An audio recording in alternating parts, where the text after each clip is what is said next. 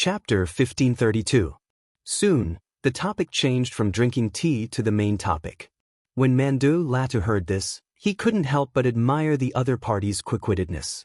But he still couldn't answer directly, so he smiled and said, "Are we going to the Han people's place?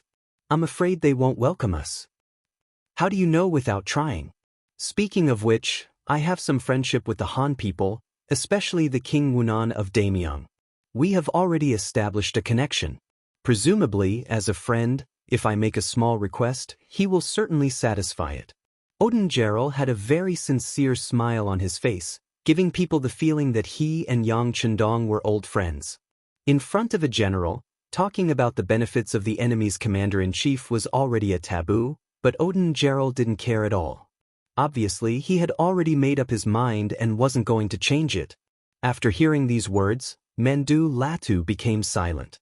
After probing again and again, Odin Gerald finally pointed out the main topic. At this moment, he had no choice but to express his attitude. It's just that this attitude was really not easy to express. He already knew that the three provincial kings of the southern Ming Empire and Banj Empire were acting separately. Now, the five-star army's backyard should be on fire. At this moment, it's not the time to make a final decision. If the five-star army couldn't withstand this pressure and withdrew back to their country to quell the chaos, then the danger of the Timur Empire would be eliminated. Then, Great Khan Amur would be victorious. At this time, standing on Odungral's side, wouldn't it be suicidal? Mandu Latu had his own worries and thoughts, so he didn't answer this question immediately. In this regard, Odin Gerald, who saw everything in his eyes, wasn't surprised. On the contrary, he was a little happy. He was most afraid of the other party's rejection. If that's the case, then whatever he wants to say will be useless. It's not impossible for the other party to directly capture him and send him to the Great Khan. Although he had already made this decision on the way here, he still didn't want the worst result to happen, because it means that whether the Great Khan Amur wins or loses in the end, he will be a loser. Therefore, what he wanted was for the other party to remain silent. Only then would he have the opportunity to speak more of his thoughts. "General, I know what you're hesitating about. I also know what you're worried about. However, I don't know if you've thought about it, but the Timur Empire's current state is not due to Amur's contributions alone, nor is it due to his father, Abu Said Mirza's contributions. Instead, it is the result of everyone's efforts. But now, he thinks that his position is stable, so he wants to get rid of those who disagree with him. If he wants to monopolize everything, will others allow it? Today, they made an example out of our shaman clan. Once they succeed and get the benefits, they might make an example out of someone else.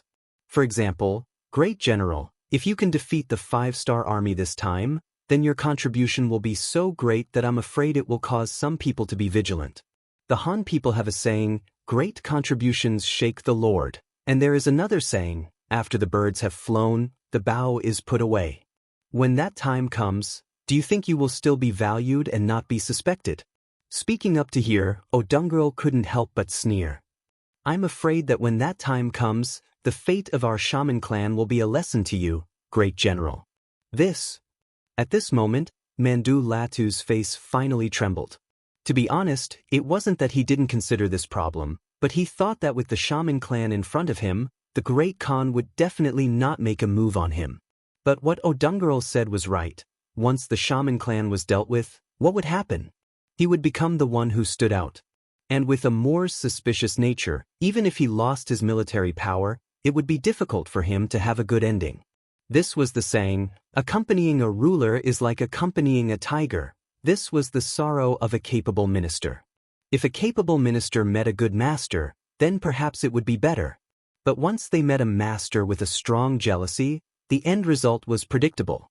History also proved that a capable minister didn't have a good ending. Mandu Latu's face changed. This was a good change. In Odungrel's eyes, he was confident. But he still felt that it wasn't enough, so he continued, "At least the Great General is worried about whether the five-star army will withdraw or not. This is actually not a problem. A Han army that even destroyed the Golden Horde, how could it easily submit to a small Bangra and the southern Ming king? Even if he has no choice but to retreat for the time being, look at our surroundings. The previous Khanates no longer exist. Only the Khanate of Crimea is left. Once the 5-star army takes care of their own backyard, how are we going to face them?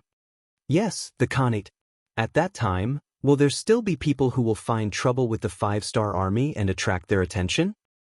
Great General, don't you think, how unreliable is it to entrust the hope of survival to others? This shouldn't be your style, right? Even Odungerel said this. At this moment, Mandu Latu didn't know what to say. At this moment, he had to admit that Odungerel was indeed a good diplomat. In the face of such a person, he had already lost a round in terms of language. Okay, but I don't know what kind of agreement you have with the King Wunan of Daemyong. What can I do? What can I get in return? Finally, Mandu Latu lowered his head. Not for anything else, even if he wasn't afraid of death, he still had to consider the safety of his family and dozens of people. He could die on the battlefield, but that was under the premise that the Great Khan guaranteed the safety of his family. If he died and his family also died, then he would be the greatest sinner, and he would die with everlasting regret. Haha. Odungerel finally laughed. He knew that the matter was settled. His nemesis, Amor, would not live for long. He was about to win, although this victory was at the cost of his country, but for him, if he didn't borrow the power of the 5-star army, the one who would die in the end would be him. If he didn't even have his life, what country would he talk about? What nation would he talk about? It was a day later that Yang Chendong got the news. When he saw the messenger sent by Odungerel, saying that Mandu Latu would also surrender, but please give him the same treatment as the shaman family, he agreed without hesitation. Even Yang Chendong had to admit that this Mandu Latu was a difficult opponent. The guerrilla warfare he used, combined with the terrain, really gave him a headache. But if he could just spare this person's life in exchange for victory, of course, he wouldn't object. If the other party was willing, he would even put him in an important position. But this was just an idea. Mandu Latu was different from Odungerel. The latter really hated Amor, so much so that he hated the entire Timur Empire. Mandu Latu was different. He had no choice but to surrender for the safety of his family and the general situation. Such a person still had a national complex. So even if you used him, what could he do if he didn't put in any effort? Let's not think about this first. At least Mandu Latu was on his side. Yang Chendong was now ready for everything, except for the east wind. This east wind was the time when the ice and snow would melt. March 1465 AD. The heavy snow that hadn't been seen in 100 years finally began to melt. The 5-star army that surrounded the Timur Empire also began to move. They began to march forward in several different directions. Amor, who received the news, was shocked, but he didn't panic. He immediately sent someone to inform Mandu Latu and let him move the arranged ambushes to disrupt the 5-star army's line of sight, cut off the enemy's logistical supplies, and delay the enemy's advance. As long as the time passed, the 5-star army would have the possibility of retreating. Although the city was very lively this winter, due to the current tense situation, many people jumped out to surrender. But Amur had never doubted his great general, Mandu Latu. He understood the other party. This was a smart person. In addition, he knew that the shaman family was his current enemy. As long as the situation wasn't so bad that it couldn't be saved, he could use this person without worry. If one were to say that Amur was indeed suspicious, then which monarch wouldn't be? Even Yang Chendong was suspicious of people and had to use them. But it also depended on the person. For example, Mandu Latu, he did not have too many doubts. Although he knew that many people had gone to him during this period, the informants he sent told him that the Supreme General had not made any move to deploy troops. This made him completely relieved. What he didn't know was that he didn't need Mandu Latu's order to move the troops. He only needed to tell Odungerel where the troops were hidden and let him pass on the information to the 5-star army. Just like when Great Khan Amor gave the order to Mandara to start guerrilla warfare, the 5-star army was also encircling and annihilating the Timur Empire's army that was hiding in various places and didn't know that their positions had been exposed. With the 1st Cavalry Division of the World's Cavalry Division and the 1st Cavalry Division, as long as they had a clear target, they could appear as fast as they could without the obstruction of the heavy snow. Then they would charge, and there was no more after that. Unless they had firearms, no one would be a match for these two powerful cavalry units. Over the years, the soldiers of the two armies had become accustomed to living on horses. They could easily sleep, eat, and kill enemies on horseback.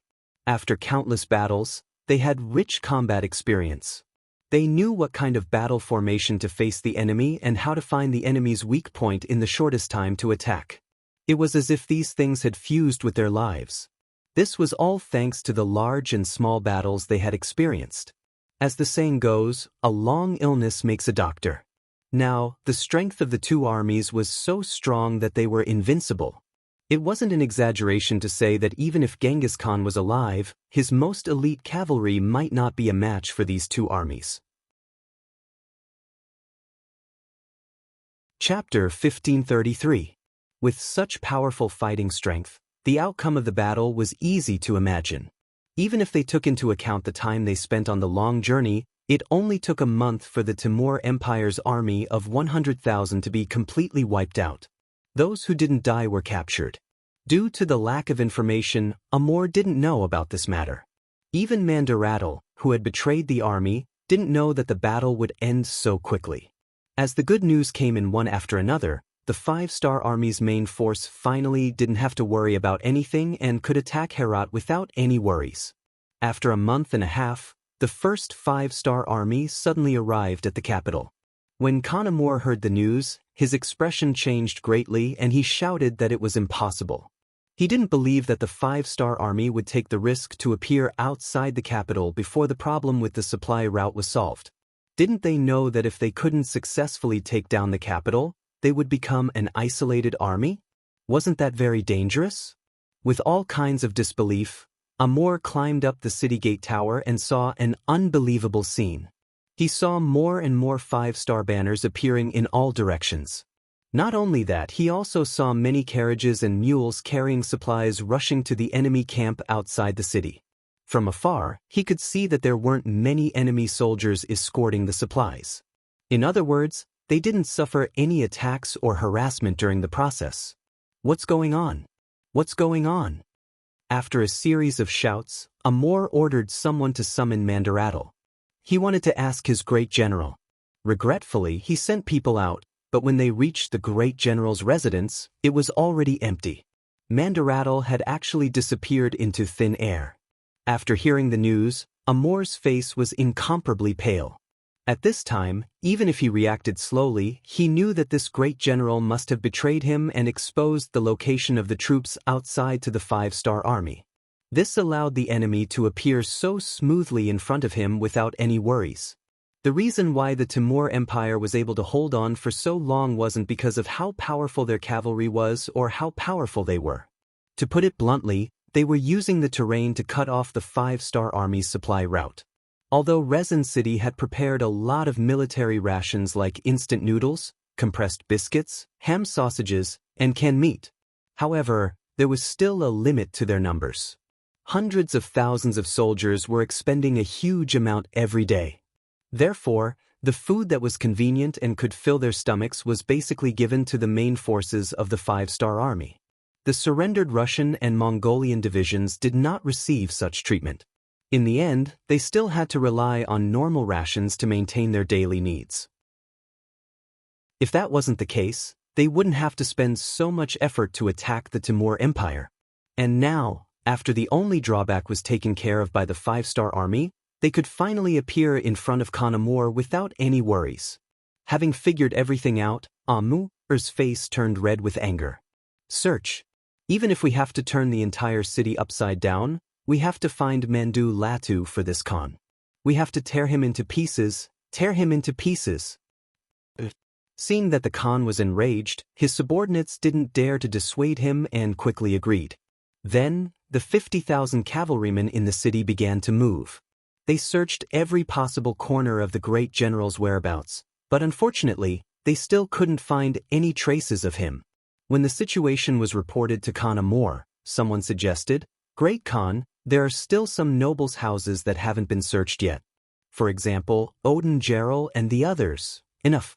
The enemy is before us. Let's deal with the current situation first." Khan Amor raised his right hand and waved it gently. Now was the time to unite against the enemy. There was no need to make the city restless. Although he didn't like Odin Gerald and the others, they weren't weak. The people who were related to them could be said to be deeply rooted. If they were to search his house at this time, it would only cause panic. Khan Amor believed that he still cared about the overall situation. However, what he didn't know was that Mandu Ratu was currently hiding in Odin Gerald's house and drinking with him. What he didn't know was that Odin Gerald's hatred for him had reached the point where he would rather see the entire Timur Empire be destroyed than to teach Amor a lesson. It could be said that this kind of hatred had been engraved into his bones. It was greater than the sky. Odin Gerald's mansion was already filled with many mansion soldiers. They were the armed forces of the shaman family. Usually they were hidden and not known by others. However, now that they had reached a critical juncture, they were gathered in the mansion.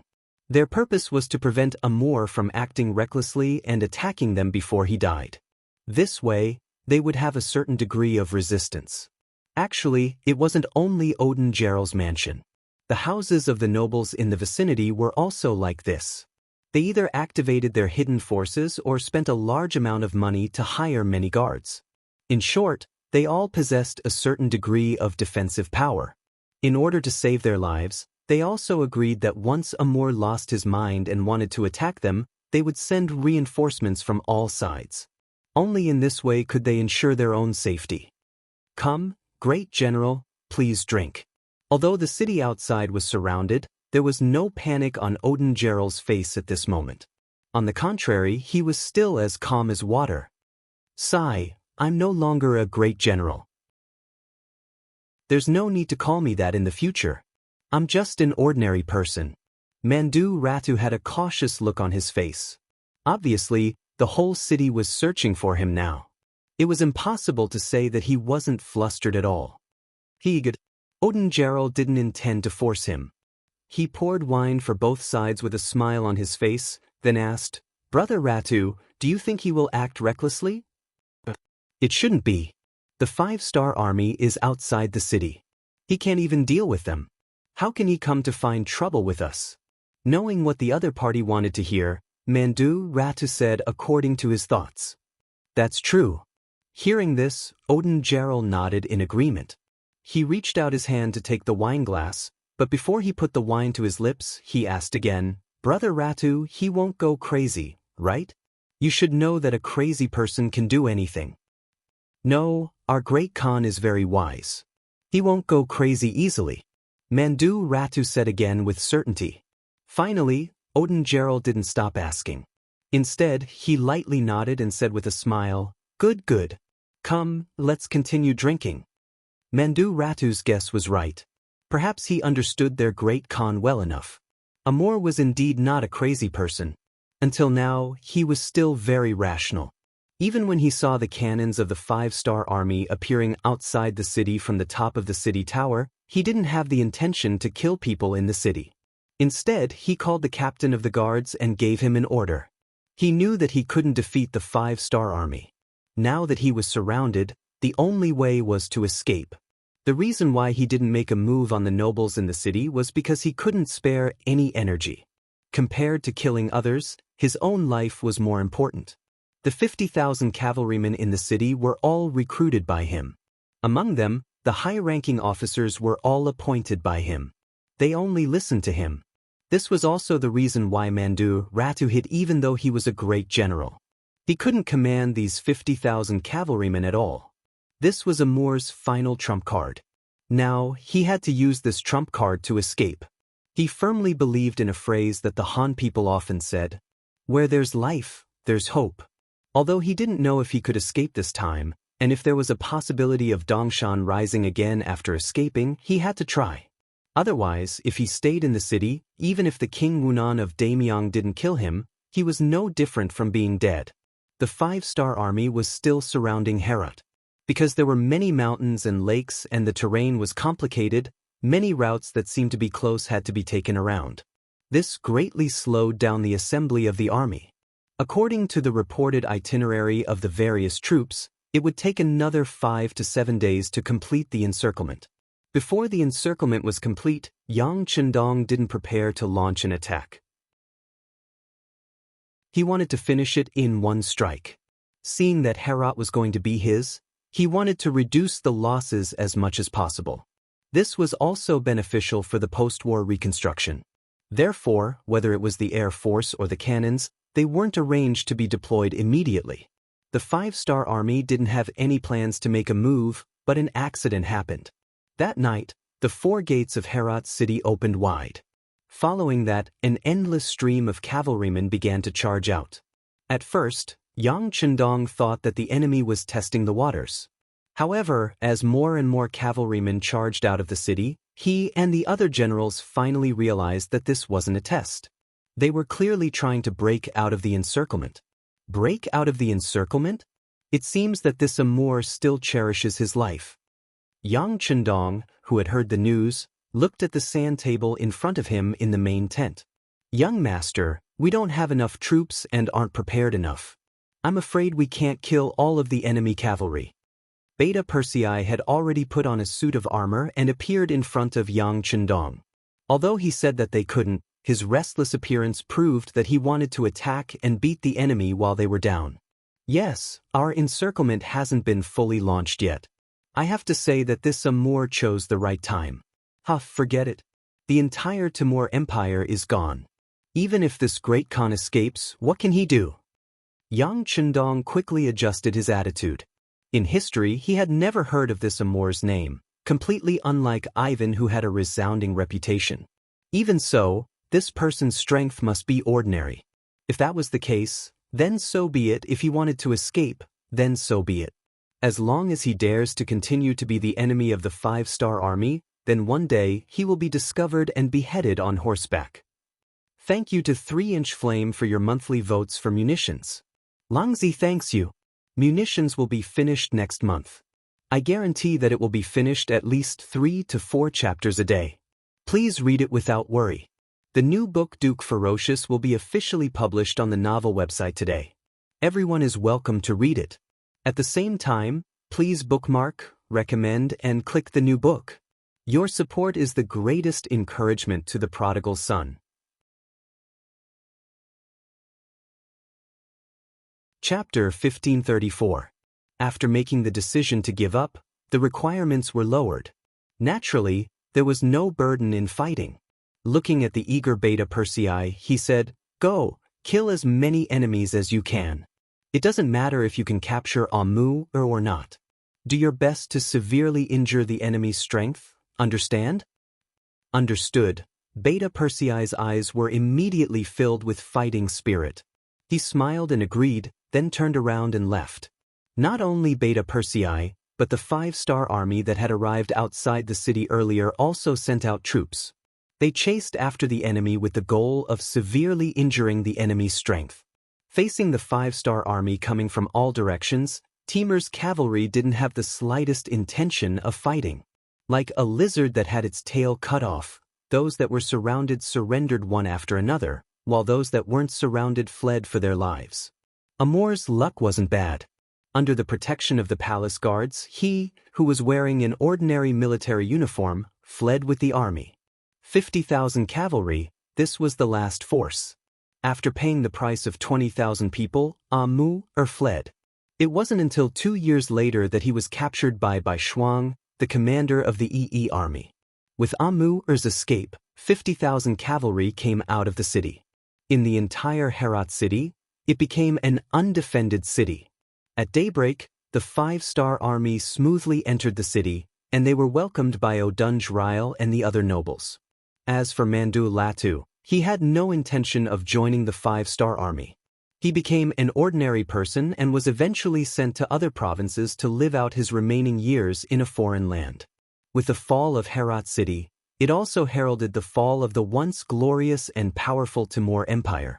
After staying in the city for only 5 days, Yang Chendong waited for the other armies to gather in the city. After some inquiries and investigations, Yang Chendong summoned his favorite student, Bai Shuang, and handed over this vast territory to him. Logically speaking, Bai Shuang's time in the army was rather short. At the very least, compared to the new army's commander Su He and the world's first cavalry army's commander Tian, who he was slightly inferior. However, these people did not want to stay in one place. Instead, they wanted to follow Yang Chendong and display their skills on the battlefield. In the end, White Shuang took on this heavy responsibility. Yang Chendong was very optimistic about this disciple of his. Not only was he talented in both civil and martial arts, but he was also very young and very loyal. With such a person entrusted with such an important task, he was at ease. In the end, the EE Army Corps and Central Asia were established. The position of provincial governor and army commander naturally belonged to Bai Shuang.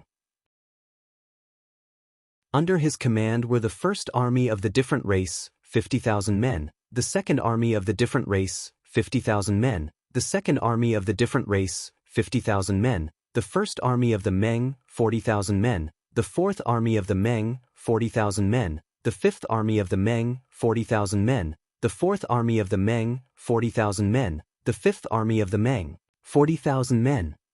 He was in charge of the security and construction of this Khanate region. From a regiment commander who led 2,000 people to the current EE Army Corps commander who led 200,000 people, Bai Shuang could be said to have walked to the peak of his life.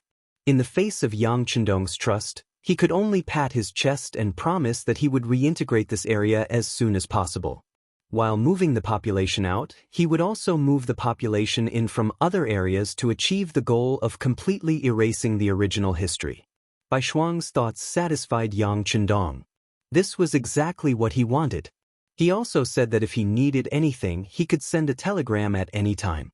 Regardless of whether it was Crimson City or the army, they would do their best to help.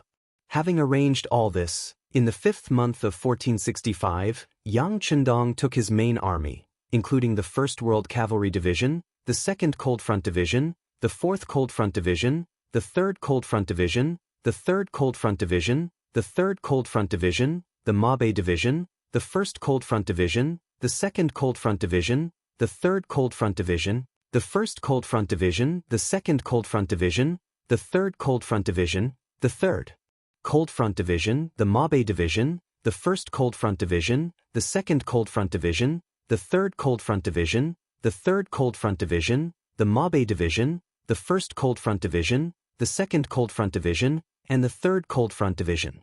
Seeing Yang Chendong leave with his army, Bai Shuang returned to the army headquarters and summoned the high-ranking officers of the division level and above to discuss how to completely resolve the situation in Central Asia. The first was to send troops to the Crimean Khanate, the only Khanate in the region that still had some influence and had not been affected by the war. Bai Shuang wanted to make this part of Yang Xie's territory. Yang Chendong had already put these matters to the back of his mind. Since he had given everything to Bai Shuang, he had to fully trust him. Right now, what he needed to do was take care of those people who dared to take advantage of the chaos to ambush him. And before that, he still needed to take care of one more matter. Yuseng. Yuseng, in modern-day Tibet, had been established by the Yuan dynasty. In the Ming dynasty, it was known as the Yuseng Guard, but in reality, it had never truly been ruled by the Great Ming. During the reign of Zhu Yuanzhang, the Ming dynasty had established a certain relationship with Tibet, but this relationship was completely different from what many people had imagined. At the time, Tibet had already been divided into many monasteries and factions, with no single faction holding the dominant position. Although the historical records of the Ming dynasty claimed that Emperor Hongwu had established the Yusang Prefect, Duogan Prefect, and other military and political organizations in Tibet, in reality, this relationship could not even be considered a bond. It was more like a unilateral declaration of the Ming dynasty. This was because the Tibetan leaders who acknowledged this relationship did not have the authority to govern Tibet, and they could not even be considered a mainstream faction. Thus, on the issue of territory, one could not just rule as they wished. At the very least, one had to consider the feelings and attitudes of others. If those who truly had the right to speak did not know or acknowledge the rule of others, what meaning was there in marking out a few administrative regions on the map? It was precisely this sort of place that, after the appearance of the little butterfly Yang Chendong, had completely broken off relations with the Great Ming. Not only that, it had even joined in with the other Khaganate factions to deal with Yang Qindong. Now that the matter with the Khaganates had been resolved, it was naturally time to look for trouble. As long as others did not offend him, he would punish them. How could Yang Qindong allow others to strike him and not retaliate? The new 5 armies had already received the order to deal with Wuxia and liberate it, and they had already set off for that place. Now, all that was needed was for the main force of the army to gather them. Once Wuxia was pacified, Yang Qindong would move against the Sudan and Bangla. He would not let go of any of these petty people who had set their sights on him.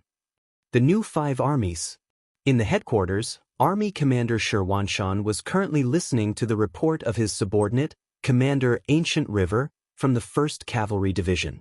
Ancient River gloomily said, "Military Commander, our division has advanced 200-some li, but we still haven't seen the main force of Wuxia. Along the way, we've asked the locals, and according to what they said, their main force retreated half a month ago. As for where they went, no one knows." He had originally believed that by seizing the position of vanguard he would be able to make a name for himself, but contrary to his expectations, he hadn't even seen a shadow of the enemy. This truly left him depressed. No one knows. A hint of concern appeared in Shi Wanshan's eyes when he heard this report, but he quickly turned to Infantry Division Commander Ning Wenfeng and asked, "What does Commander Ning think?" After defecting to the 5-star army, this Iron Triangle had finally reunited. Although there was a difference in their military positions, Shi Wanshan was still willing to listen to the opinions of these 2 brothers under his long-term habit. As the most intelligent of the 3, Ning Wenfeng was the one who considered matters more thoroughly. When he heard Gu Heji's words earlier, he had already thought of some things. Now that he was being asked, he voiced out the doubts in his heart. "Military Commander, according to what Teacher Gu said, I think that these people didn't escape, but hid. They're like a venomous snake hiding in a dark corner, ready to open its venomous fangs and bite us at any time." "Give me the details." Ning Wenfeng's analysis coincided with his own, so Shi Wanshan asked with an encouraging look.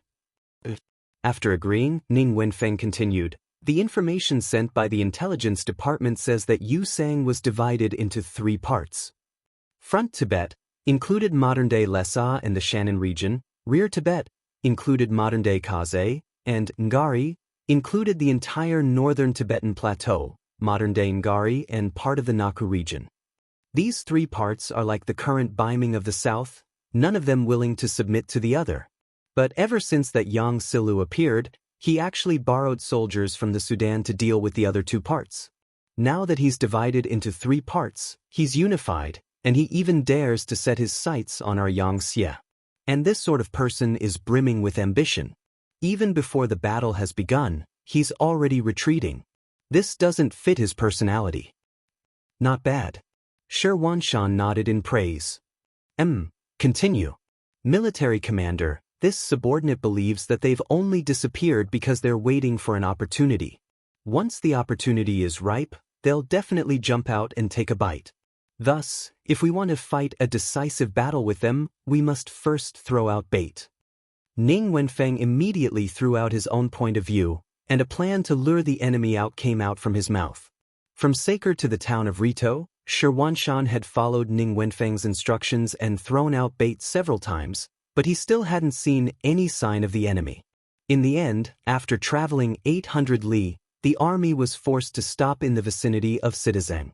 Altitude sickness had begun to appear in the army, and 30% of the soldiers had already lost the ability to fight due to the lack of oxygen. The rest of the soldiers also showed signs of loss of appetite. This was the frightening aspect of the Wuxia region. Very few people who weren't natives of the region could endure this climate without experiencing any changes to their bodies.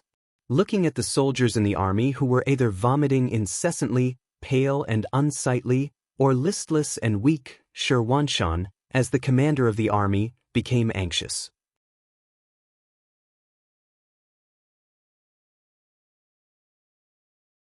Chapter 1535. What a pity! Seeing the 5 astral corps suddenly stop advancing, Dalian, who was hiding in the shadows, shook his head regretfully. "Send someone to keep a close eye on them." As long as they dare to advance, find an opportunity to eat them up. As the assistant king and the lord of this land, although Dalian only had 10,000 soldiers and 5,000 of them were newly assembled, he was still filled with confidence after seeing the performance of the 5-star army. Altitude sickness could instantly turn a strong man into a weak child. He was just waiting for the 5-star army to weaken so that he could strike with all his might. Unfortunately, the other party seemed to have noticed something and stopped advancing. While he felt that it was a pity, he ordered his subordinate, Shaili, to keep a close eye on the other party and wait for an opportunity to appear. Speaking of which, Yusang's army was mainly made up of monks, and the outside world called them monk soldiers. Those who led the army were not called generals, but monks. Shaili was the monk that assistant King Dalian valued the most, and he was in charge of the monk soldiers. Seeing the 5-star army suddenly stop advancing, Shaili was puzzled. Unlike the assistant king's calm personality, Shaili wanted to take the initiative to attack and destroy the Han army. At the very least, he wanted to deal a heavy blow to the enemy and let the Han know the strength of the monk soldiers. Even though the new 5th Division had 40,000 soldiers, and he only had half of that number, Shaili was still fearless. In his view, a Han army that could not adapt to the climate was just a paper tiger, not something to be afraid of. After hesitating for a long time, Shaili made the decision to take the initiative. Make preparations. Tonight we will try to launch an attack. Let's probe the situation of the 5-star army. At this moment, in the headquarters of the new 5th Division, Commander Shi Wanshan did not know that he had already become the prey in the eyes of some people. The reason he ordered the army to stop was not because he had noticed anything, but because of the altitude sickness. When he saw that the fighting strength of the army was constantly being depleted, he began to panic. In this state, how could they set a trap for the enemy? It was already difficult for them to even protect themselves. It was precisely because he sympathized with the soldiers below that they were able to escape a calamity. Otherwise, once they had entered the enemy's ambush, it would really be difficult to return. Within the military headquarters, Cavalry Division Commander Ning Wenfeng had a look of self-reflection on his face. "Commander, this is all my fault. I originally thought that by letting the 1st Cavalry Division take the lead and penetrate deep into the enemy's territory alone, the enemy would definitely find an opportunity to discover us. Then, we would be able to launch a counterattack and inflict heavy losses on them. But from the looks of it, these Tibetan soldiers are much calmer than we expected. On the contrary, our army has lost a lot of combat power due to altitude sickness." Seeing Ning Wenfeng lower his head and admit his mistake, Shi Wanshan shook his head and said, "Commander Ning, don't blame yourself. This matter has nothing to do with you. The altitude sickness is so strong that it completely exceeds our imagination. This is the reason why the soldiers are unable to adapt to the altitude sickness. As for the matter of luring the enemy, let's talk about it later. Right now, we should first think about how to solve the soldiers' physical condition and let them recover their combat power." The altitude sickness being so strong was also beyond Shi Wanshan's expectations. It was also because of his unusual experience since childhood. As a bandit, after joining the army, he had traveled to all sorts of places. These experiences allowed him to quickly adapt to various climates and didn't cause too much of a reaction. Didn't you see that even the 1st Cavalry Division's commander Gu He, who usually looked like a strong and sturdy man, was currently vomiting and having diarrhea in his tent, losing half his life? If even the general was like this, one could imagine how the ordinary soldiers below would react. Under the current situation, it would be better if they didn't encounter the enemy. Once they did, who knew what would happen? At the thought of the possible problems they might encounter, Shi Wanshan's expression became very unsightly. "Commander Ning, now is not the time to think about luring the enemy. Instead, we should think about how to protect ourselves first. How about this? You go to the army and count how many soldiers are still able to fight.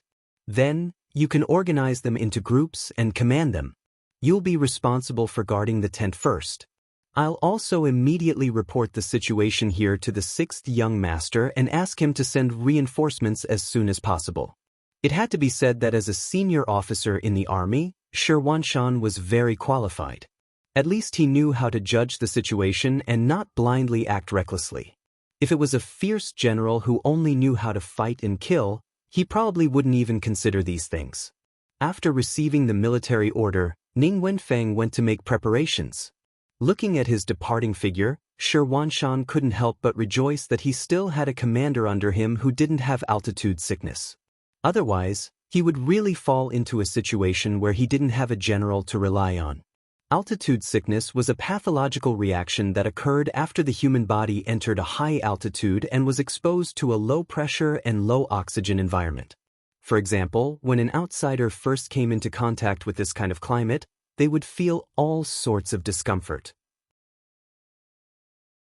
Unless they lived here for a long time and got used to it, their condition would become much better. Of course, this didn't exclude people like Xianxia and Ning Wenfeng, who naturally didn't have such a strong reaction. While Ning Wenfeng went to the army to investigate, Xianxia didn't remain idle. He used the radio station to report the situation to Yang Chendong. At this time, our Bugnam of Gojoseon has already led his army to the edge of Ili and is preparing to enter the Yusang region. After reading this telegram, Yang Chendong's expression turned extremely grave. As someone who came later, he naturally understood what altitude sickness was. A large part of the reason why Tibet was so sparsely populated was because of this altitude sickness. In his eyes, the Tibetan soldiers and monk soldiers of the Yusang region weren't frightening.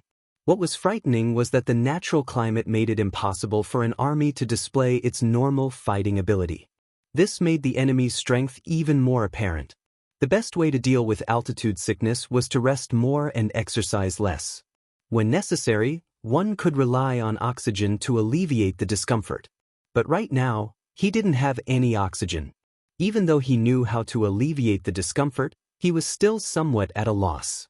After pacing back and forth for a long time, Yang Chendong raised his head once more, his eyes brimming with resolve and determination. Send a message to Commander Xianxia.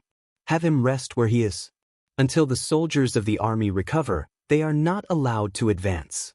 Tell him that this king will send someone to escort the provisions and guarantee that there won't be any problems with their provisions. Also, order the other armies to speed up their march. Once they enter the Yusang region, they are to immediately find encampments to rest and reorganize. In addition, find some young commoners in the vicinity to form another plateau army. Quickly go and handle this matter. After waving his hand at Chief Wang Shan, who was waiting for a reply, Yang Chendong, who had just issued a string of orders, felt his confidence return to his body. Xianxia had sized up the situation. Seeing that the situation wasn't good, he had decided to stop advancing. This was undoubtedly the correct decision. With this firm attitude, he no longer demanded that the other side continue to advance. He only needed to maintain the current situation and exert some pressure on the Yusang region. At the very least, he would send an army to the Yusang region. He wanted to see how many soldiers were unable to adapt to the climate. If there were, he would immediately arrange for them to withdraw. To put it bluntly, as long as this sort of altitude sickness was properly treated, it wouldn't take anyone's life. It would just be a matter of some people reacting more strongly, some reacting less strongly, or a very small number of people not reacting at all. He only needed to select those soldiers who didn't react and have them continue to advance. This problem would be resolved. For the sake of safety, Yang Chendong had also decided to send an army to the Yusang region. The local people had probably already adapted to this climate. If he could send them out, the effect would naturally be the best. 3 consecutive orders were issued. As the main force of the army advanced, it also began to busy itself with the recruitment of soldiers.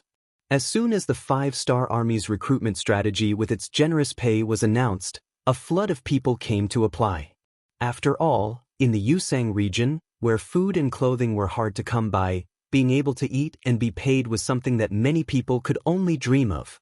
Moreover, when the telegram to the new 5-star army reached Commander Xianxia's hands, he became even more determined to hold the line and wait for reinforcements. He had someone make a copy of the telegram and send it to Division Commander Ning Wenfeng. Then he respectfully waited for reinforcements to arrive. At this moment, on the outskirts of the new 5-star army camp, Monk Shaili was slowly approaching with 4,000 soldier monks. As a probing attack, although Shaili had made a strong request, auxiliary Bishop Wang Lin had still only given him 4,000 soldiers. 2,000 of them were new soldiers that had just been recruited. Although the scouts had reported that the 5-star army had suddenly stopped advancing because too many people were suffering from altitude sickness. However, how could Dalian know that this wasn't a ploy by the enemy to lure them out? If the enemy didn't react, or if they didn't have such a large reaction, wouldn't he be sending all of his troops into the tiger's den? Out of caution, he only gave Shaili 4,000 soldier monks. In his opinion, this was enough to test the true strength of the 5-star army. Division Commander Ning Wenfeng didn't know the situation on the outskirts, nor did he understand the surrounding environment. After receiving the orders from the army commander, he only sent out scouts to be in charge of all reconnaissance activities within 5 li of the camp. After all, before they had enough strength, if they discovered that the enemy was further away, they wouldn't be able to chase after them. As such, it was better to gather all of their troops into a fist. At the same time, Ning Wenfeng also investigated the entire new 5-star army. He found 15,000 soldiers who didn't have such a strong reaction and temporarily organized them into a division to be responsible for the safety of the entire new 5-star army. When all of this was done, the sky had already turned completely dark. The camp started to make fires and cook. From afar, it looked quite busy.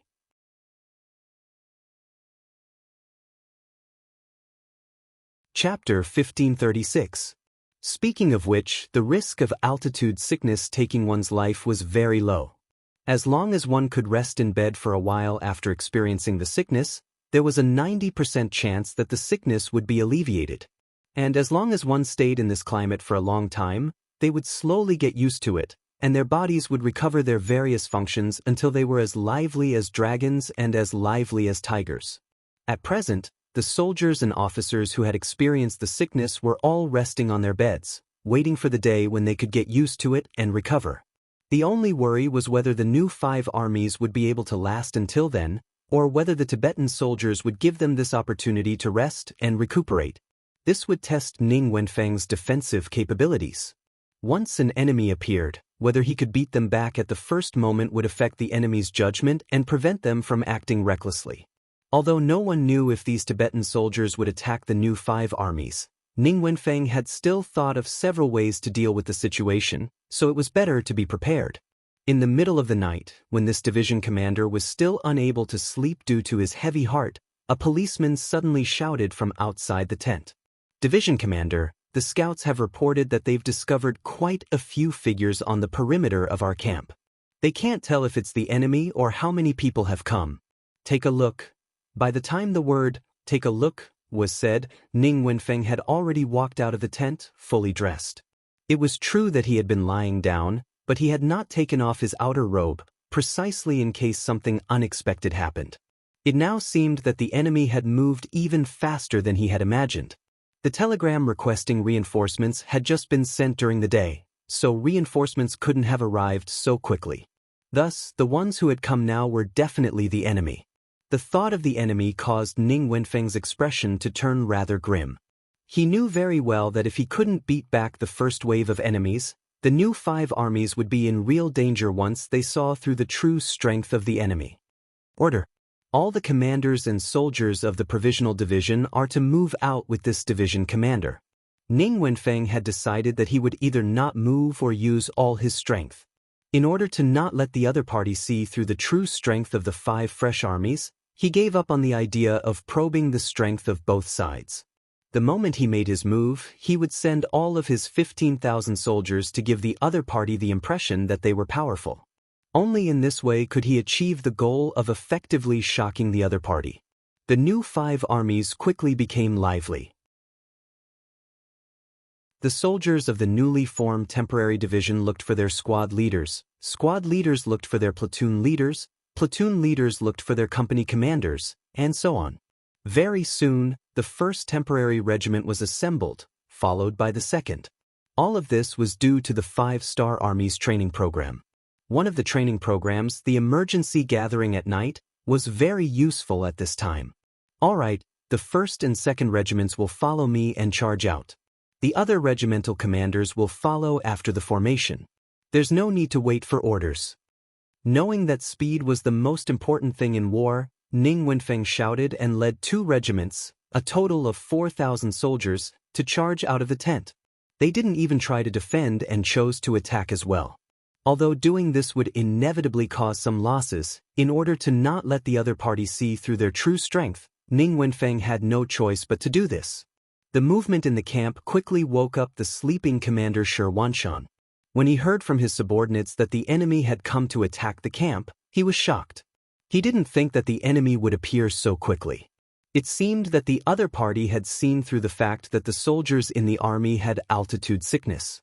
"Commander," Division Commander Ning sent out all the soldiers without altitude sickness at once. "Isn't this too risky?" A few division-level officers with ugly expressions and weak bodies walked out of their tents and came in front of Shi Wanshan. However, at the same time, there were people who raised different opinions. They believed that for the safety of the camp, they should at least arrange for some people to stay behind. "No." Shi Wanshan shook his head and said without any doubt, "Commander Ning's method is correct. In order to not let the enemy see through our true strength, the safest method is to go all out in one battle. As for the safety of the camp, with me here, there won't be any problems." After saying this, Shi Wanshan took a 3-meter-long broadsword from a guard and held it in his hand. Then he stood in front of the camp like a door god. It was as if he was a man who could stop 10,000 enemies. "Men, bring this division master's spear over as well." Seeing this scene, the commander of the 1st Cavalry Division, Ancient River, propped up his sickly body and said to the guards beside him. With Shi Wanshan taking the lead, the commander of the 1st Cavalry Division, Ancient River, the commander of the 2nd Cavalry Division, Liu, and the commander of the 3rd Cavalry Division, Meng Chao, all picked up their weapons and stood in front of the camp. Although some of them were still extremely weak, they would still pick up their weapons and fight to the death if an enemy came to kill them at this time. This kind of stance of wanting to fight to the death influenced more people.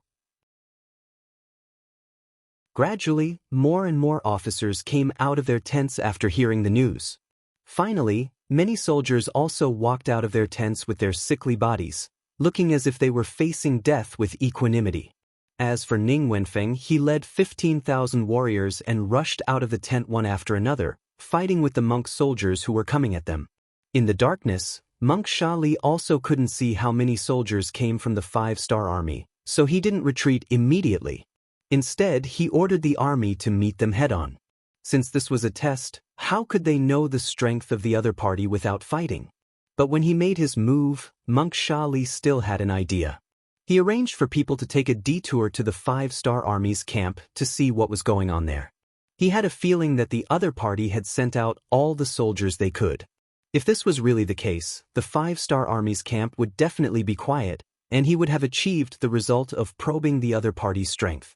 Ning Wenfeng, who led the army to charge, was overjoyed when he saw that the monk soldiers didn't retreat after seeing him and instead charged towards him.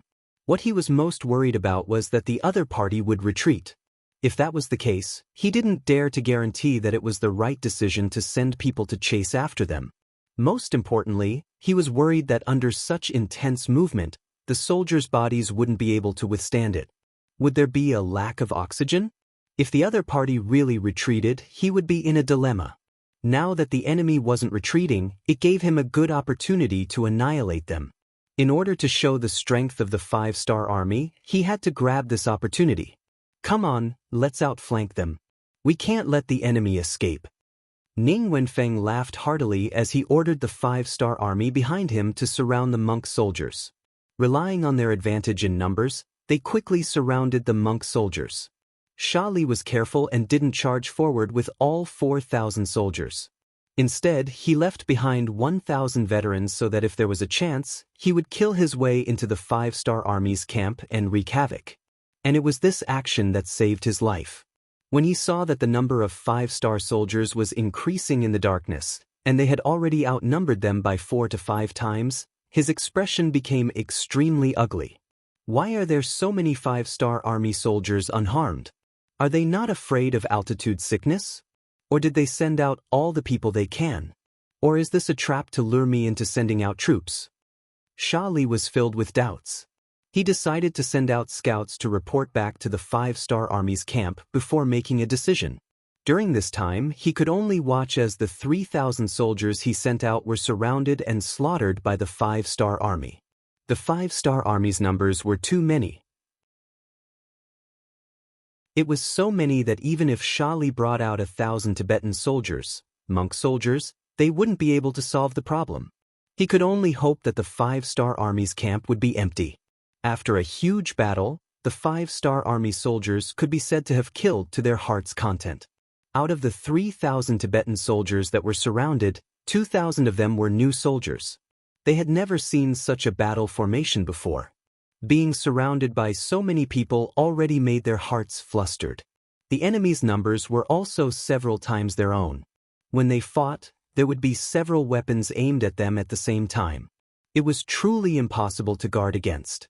The battle ended without any suspense. In just an hour, the 3,000 Tibetan soldiers were completely wiped out. During this time, under the command of Division Commander Ning Wenfeng, they didn't even take a single enemy captive. In a situation where their own strength was somewhat weak, keeping captives would only attract unnecessary trouble. Sha Li had already retreated halfway through the battle. The scouts he sent out had already sent back news. Outside the camp of the 5-star Army, the scouts saw countless soldiers of the 5-star Army standing there in a line. It was a huge crowd, and there was no end to it. This discovery frightened the scout, and he hurriedly reported back. When Sha Li heard the news, he was also shocked. He immediately turned around and left without caring about the soldiers that were being killed. This time, the probing ended in a huge defeat. After Ning Wenfeng won this battle, he ordered the soldiers to chop off the heads of the Tibetan soldiers.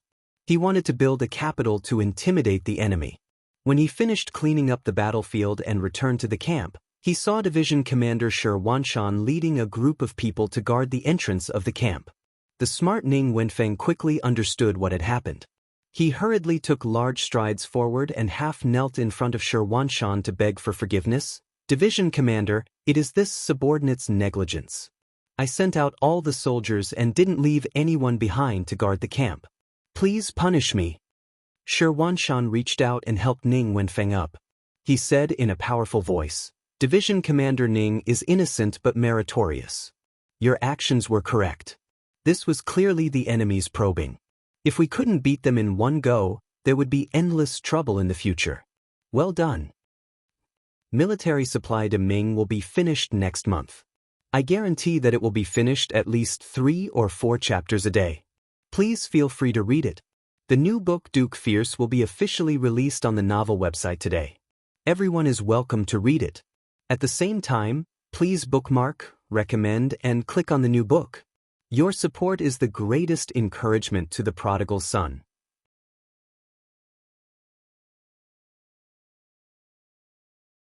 Chapter 1537. This was because Ning Wenfeng's all-in gamble had indeed had the effect of intimidating the opponent. When Sha Li reported the situation to Assistant Dean Darien, he learned that the 3,000 skulls had appeared outside the camp of the new 5 armies. As expected, the Tibetan soldiers became well-behaved, giving the new 5 armies enough time to wait for reinforcements to arrive. This probing had scared Dalian out of his wits, and in the blink of an eye, a month had passed in this standoff.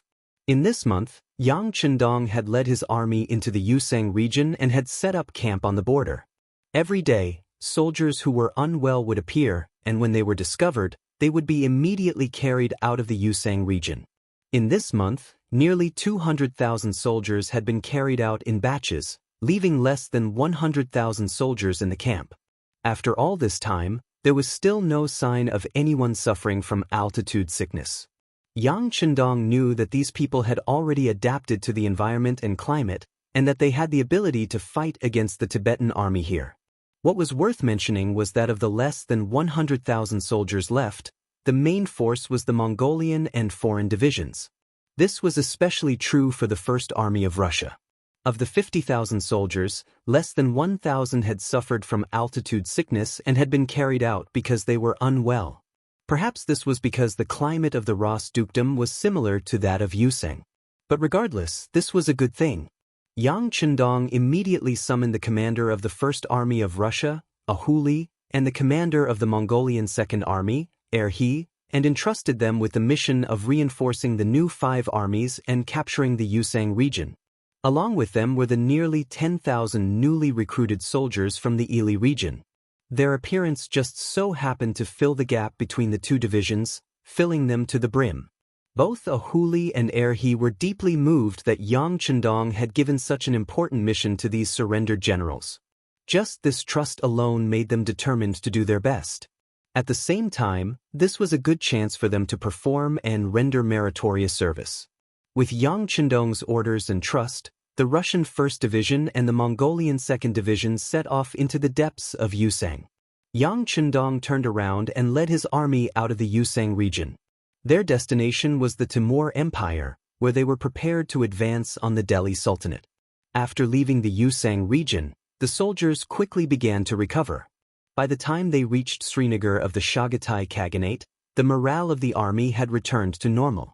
Half a year ago, the Chagatai Khaganate had been destroyed by the 5-star army, and it was now in a period of reconstruction.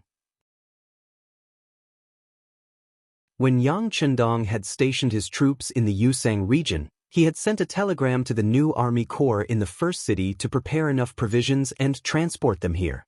Here, Yumian had to be emphasized. Previously, Yumian had strongly disapproved of occupying the Far East and using it as a springboard to enter the Golden Horde and the Ross Duchy. Because of this, when the Far Eastern province was attacked, the new army that was supposed to arrive as quickly as possible was slow to arrive and did not arrive. In the end, it was only after Yang Chendong had personally left Suxian City and arrived at the first city that Yumian reluctantly agreed to this war. In order to truly convince him, Yang Chendong had even made a 3-year bet with him. The general idea was that the expenditure of the war could not compare to the gains of the war. Yumian, who had studied the teachings of Confucius and Mencius from a young age, had always believed that only the Great Ming was a superior country and that all other places were barbarians and desolate lands, had gladly accepted the bet. In his eyes, besides the Great Ming, all other places were poor lands. Even if they occupied those places and won the war, their gains would be limited. Otherwise, there would be no such thing as a militaristic war.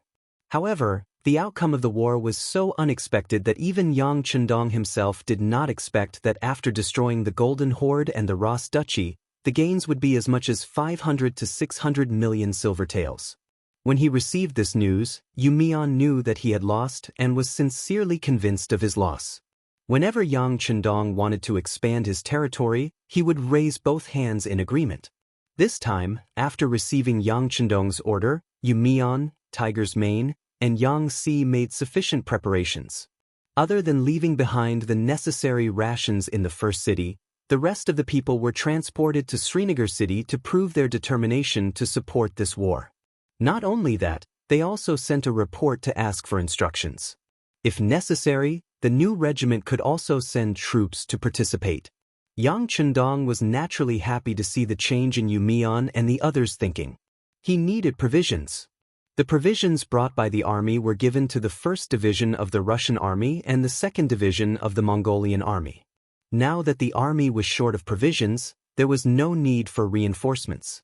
He still had more than 200,000 people, which was enough to deal with the following situation. Just like this, when Yang Chendong brought the main army to Srinagar city, the city was already filled with provisions and was personally guarded by the 2nd Division of the Mongolian Army. The commander of the 2nd Division of the Mongolian Army, Nyo Duo, was also a Tiger general. He was arranged to be in charge of patrolling the area from the beginning to the end. This time, when he heard that the 6th Young Master's army needed provisions for the East expedition, he personally led the 305th and 306th regiments to Srinagar city. He wanted to see if there was an opportunity to follow Yang Chendong to the front line. In Srinagar city, when the main force of the 5-star army arrived, they saw Nyo Duo and his men waiting at the city gate. Not only that, they had also prepared a hot meal and were waiting for the army to arrive to eat. Subordinate greets the 6th Young Master. When they saw Yang Chendong appear in front of the city gate on his white dragon under the protection of the Black Cavalry, Niu Duo brought his 2 division commanders, Chu Duo and Mo Benyi, to kneel on the ground to greet him. Rise. When he saw Niu Duo, Yang Chendong's face was full of smiles. Even though he was the commander of the 2nd Division of the Mongolian army, he was a Han Chinese. Thank you, 6th young master. Niu Duo responded and then raised his head. His face was full of excitement. In the entire 5-star army, Yang Chendong was like a god. It could be said that wherever he appeared, he had never lost a battle. Wherever he pointed his sword, it would not take long before that place became one of Yang Xie's new areas of influence.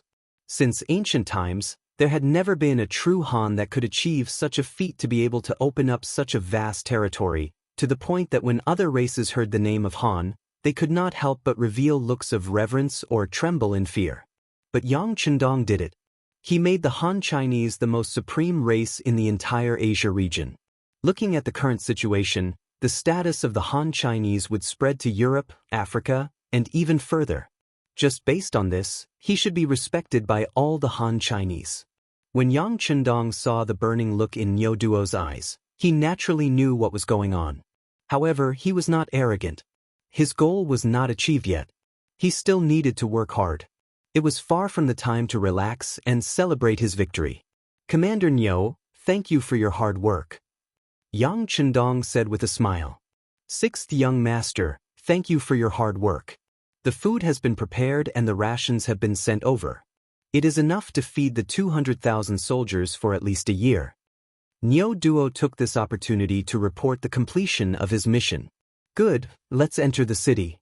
Yang Chendong chuckled as he exerted force with his legs. Immediately, the white dragon slowly moved forward and went straight into Srinagar city. Srinagar city was just beside the Indus River. At the same time, it was not far from the border of the Hadri Sufan Empire. It was an underground border city. According to Commander Niu Duo's report, when the 5-star army's main force on the Eastern Front forced King Borid to surrender, Er's army was ordered to launch an operation to destroy the Chagatai Khanate. When they reached Srinagar, the Delhi Sultanate almost sent out troops to help.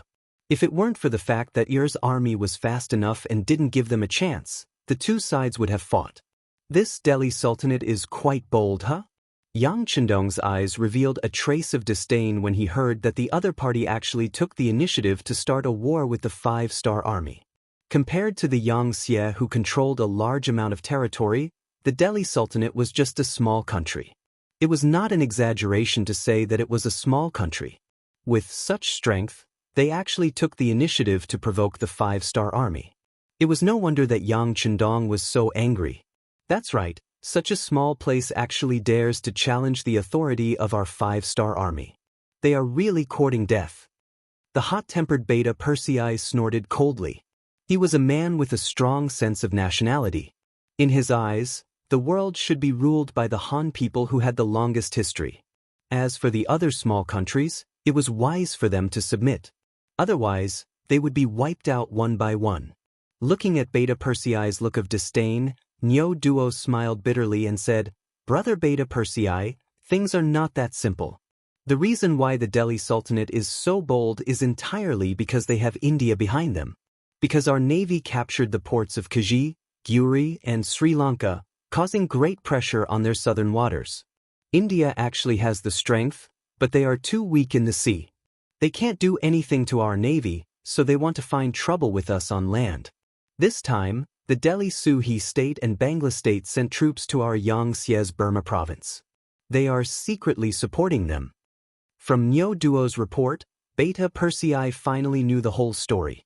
Thinking that the young master once said that India was a strong country on land, with an army of more than 500,000 people, he couldn't help but stretch out his tongue. If that's the case, they can barely be regarded as an opponent.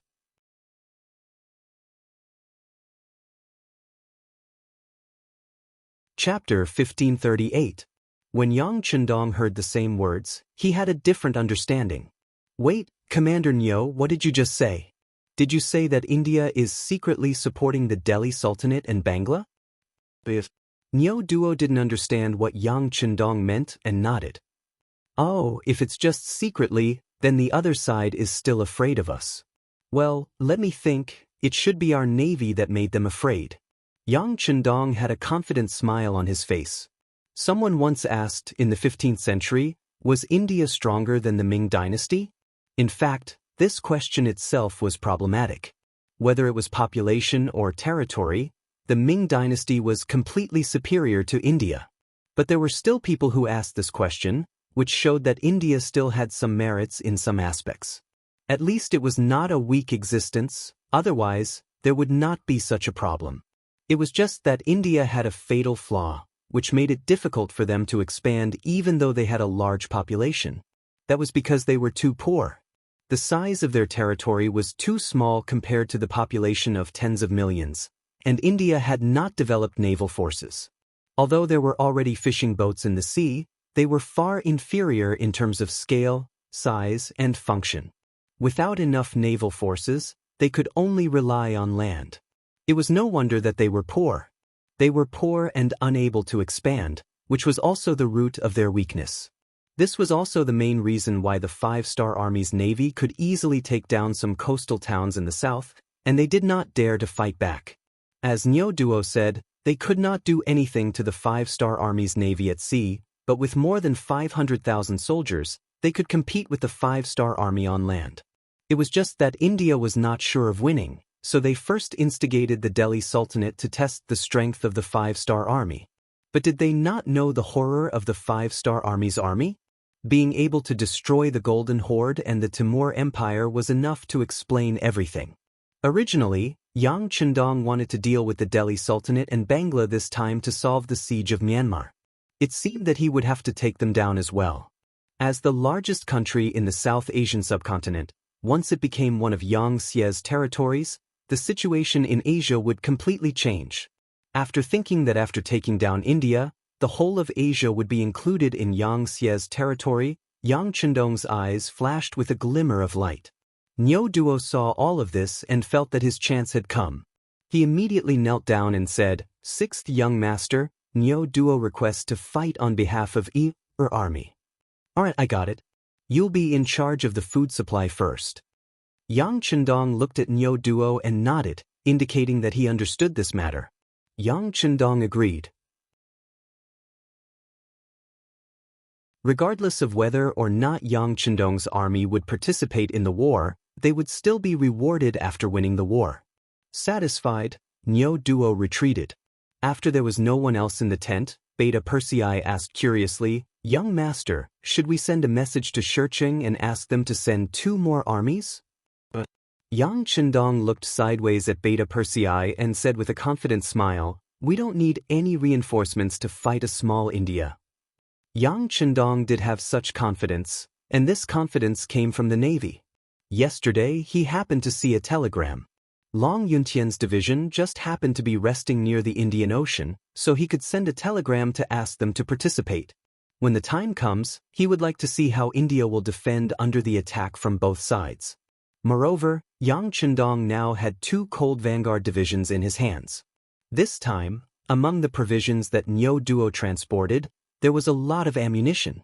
With this advantage, it wouldn't take much effort to attack a primitive India, other than spending some time. If it weren't for the fact that the goal of destroying India wasn't in the previous battle plan, he wouldn't even need the reinforcements. Yang Chendong's troops rushed to Srinagar with an army of more than 200,000. When the news reached the Delhi Sultanate, it really scared King Balo Lodi. It must be said that Lodi has some ability, otherwise, outsiders wouldn't call the current sultanate the Lodi dynasty. But because of his special geographical location, it is too difficult to really develop and grow. Not to mention other things, neighboring India has been eyeing him covetously, giving people the feeling that if they are not careful, they may be swallowed up. Just like how Lodi can become the king of the Delhi Sultanate, India must first recognize him. For this reason, he has also tried to get rid of the shackles imposed on him, but unfortunately, the territory is too small and the population is too small. It is easier said than done to really develop the Sultanate. Now, not only does India keep an eye on him, the even more powerful Five-Star Army has been summoned, giving Lodi nothing but a headache. Previously, the great Khan of the Timur Empire, Amur, had sent an envoy.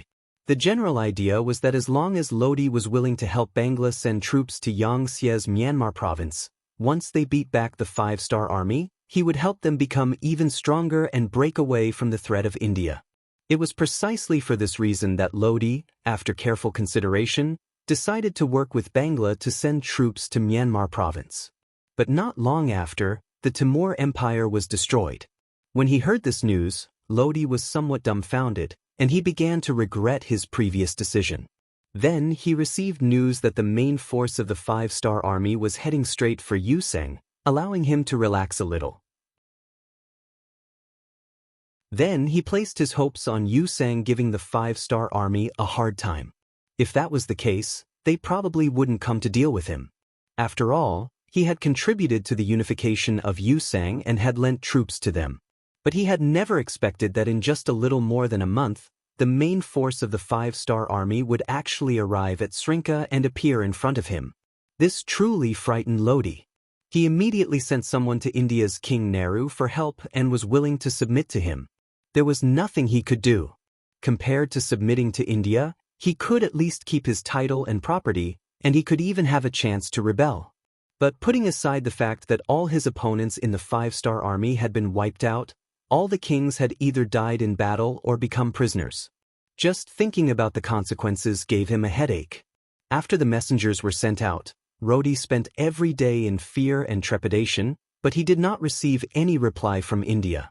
He thought that things might be going in the worst direction, and he was afraid that India would not help him this time. At this moment, Lodi couldn't help but curse Nehru. Earlier, when he had sent troops to Myanmar, he had asked to borrow food to test India's attitude. The result was naturally that he had borrowed the food. This made Lodi understand that attacking Myanmar was also something that India wanted to see, which was why he had dared to act. But now, seeing that Yang Chendong had destroyed the Timur Empire and was extending his tentacles, Nehru was terrified and didn't care about him anymore. This was truly turning his back on him. He had thought of the most vicious words in his heart just to curse Nehru. But it was useless. If India didn't act, they wouldn't send troops. Was he supposed to face the main force of the five-star army alone? That was an army of more than 200,000 soldiers, and it was said that they had the best firearms in the world. This kind of opponent made Lodi feel powerless even before the battle. It wasn't that he hadn't thought of surrendering, but after thinking about it for a while, he still suppressed the idea. There were some things that one wouldn't be willing to give up before trying them out. He still had a glimmer of hope in his heart. The five-star army had just fought a bitter battle with the Timur Empire for more than a year. They must be exhausted and their strength greatly reduced. If they were really tired, how could he say that he didn't have a chance? As long as they could fight against the five-star army, he believed that India would definitely send troops if there was a chance. In that case, wouldn't there be a chance to turn things around? Thinking about it, wouldn't it be an honor to be the first country to resist the attack of the five-star army? As for whether this idea was good or not at this time, Lodi was completely confused by the Battle of Myanmar. This was because in this battle, other than the 7 divisions of the Cold Front sending a regiment to participate in the battle, the rest were third-rate local armies with mediocre combat power. It was precisely because of this that Lodi had the idea that the five-star army was mediocre. If they didn't have the world's most advanced firearms, they wouldn't be that powerful. With the intention of competing with the five-star army, Lodi ordered General Singhal to take 60,000 soldiers and camp in Lahore, west of Delhi, to stop the five-star army from entering the hinterland of the Sudan. Then, he sent someone to India to inform them of his military plans. He also sent someone to Bangla to ask for reinforcements. Even if he couldn't send reinforcements, he wanted to see if he could transfer back the 20,000 troops he had sent to Burma. It was just a small sultanate, so having 100,000 soldiers was actually not a small number. Previously, he had sent 20,000 soldiers to Myanmar with the Bangla army, so there were only 80,000 soldiers left in the country. After giving General Singhal 60,000 soldiers, there were only 20,000 soldiers left in the country, which was close to emptying out all of his assets. It had to be said that it was a mistake to place all of his hopes on the 5-star army's expedition without being able to display their full strength. No matter how tired a lion was, it was still a lion. It was far from being provoked by a seemingly healthy sheep.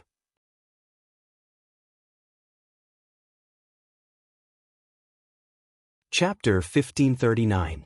The capital of India, Mumbai. King Jawaharlal Nehru was in a very bad mood compared to a while ago. First, the navy of the 5-star army had captured Kuji and Gurishing, greatly threatening his safety. This made Nehru finally realize how important it was to have a strong navy. Soon after, the land forces of the 5-star army had appeared in the west and besieged the various khaganates. The impulsive Nehru had even been prepared to send out his troops when the 5-star army fought with the khaganates. In his view, if the navy could not compare to the 5-star army, how could he not win on land? But in the end, reason prevailed over impulse. Before the situation became clear, he wanted to continue waiting and watching. And it was this wait and watch that caused a heaven-shaking change in the war situation.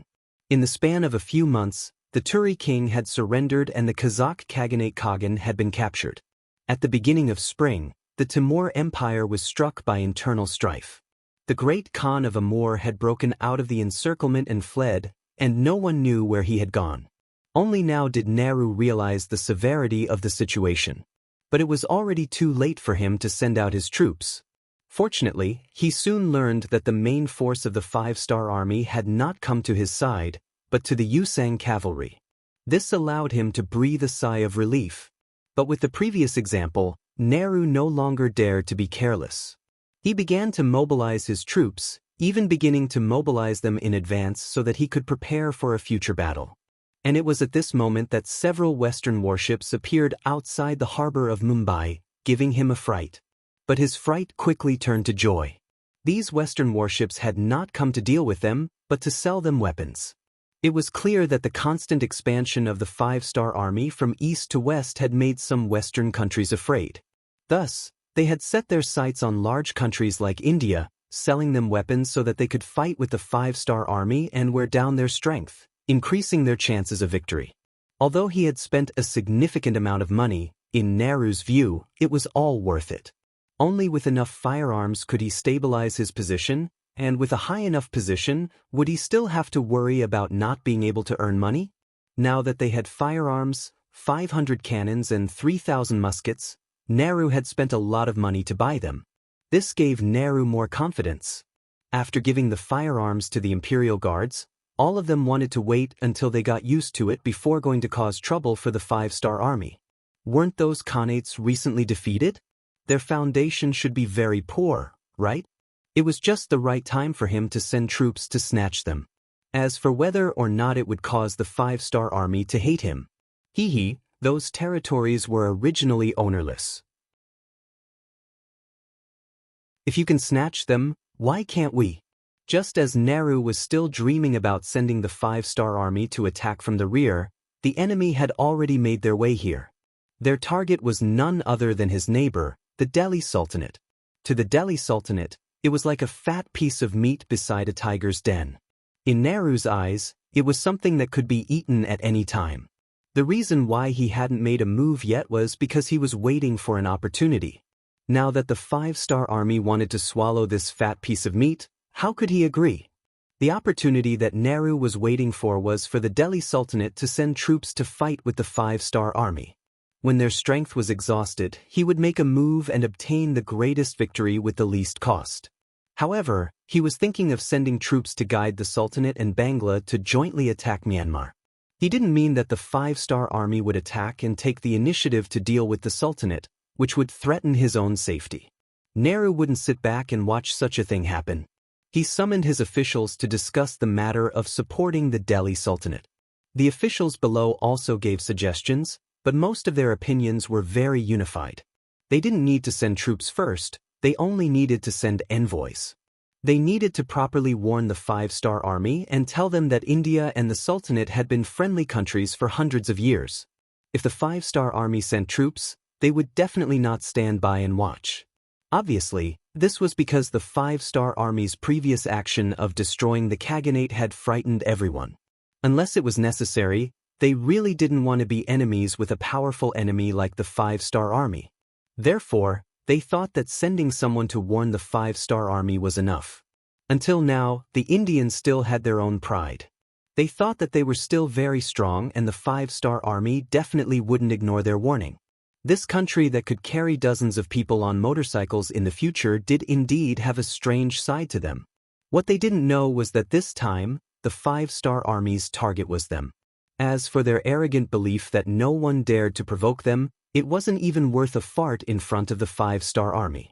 If not for the fact that the 5-star army had already been fighting for many years against the Golden Horde, the Ras Duchy, and the Timur Empire and the other Khaganates, Yang Chendong would have long ago set his sights on them. There was no reason for him to miss this opportunity. His original intention was for the army to rest and reorganize. As someone who came later, Yang Chendong was keenly aware of how frightening the consequences would be if the army became tired of fighting. The omniscient Yang Chendong had clearly made an error in judgment on this matter. When he decided to lead the army from the Yusang division to India, both the generals and the soldiers were inexplicably excited. This was an innumerable amount of military merit. For those soldiers who wanted to return home in glory or those who had great ambitions, this was an excellent opportunity.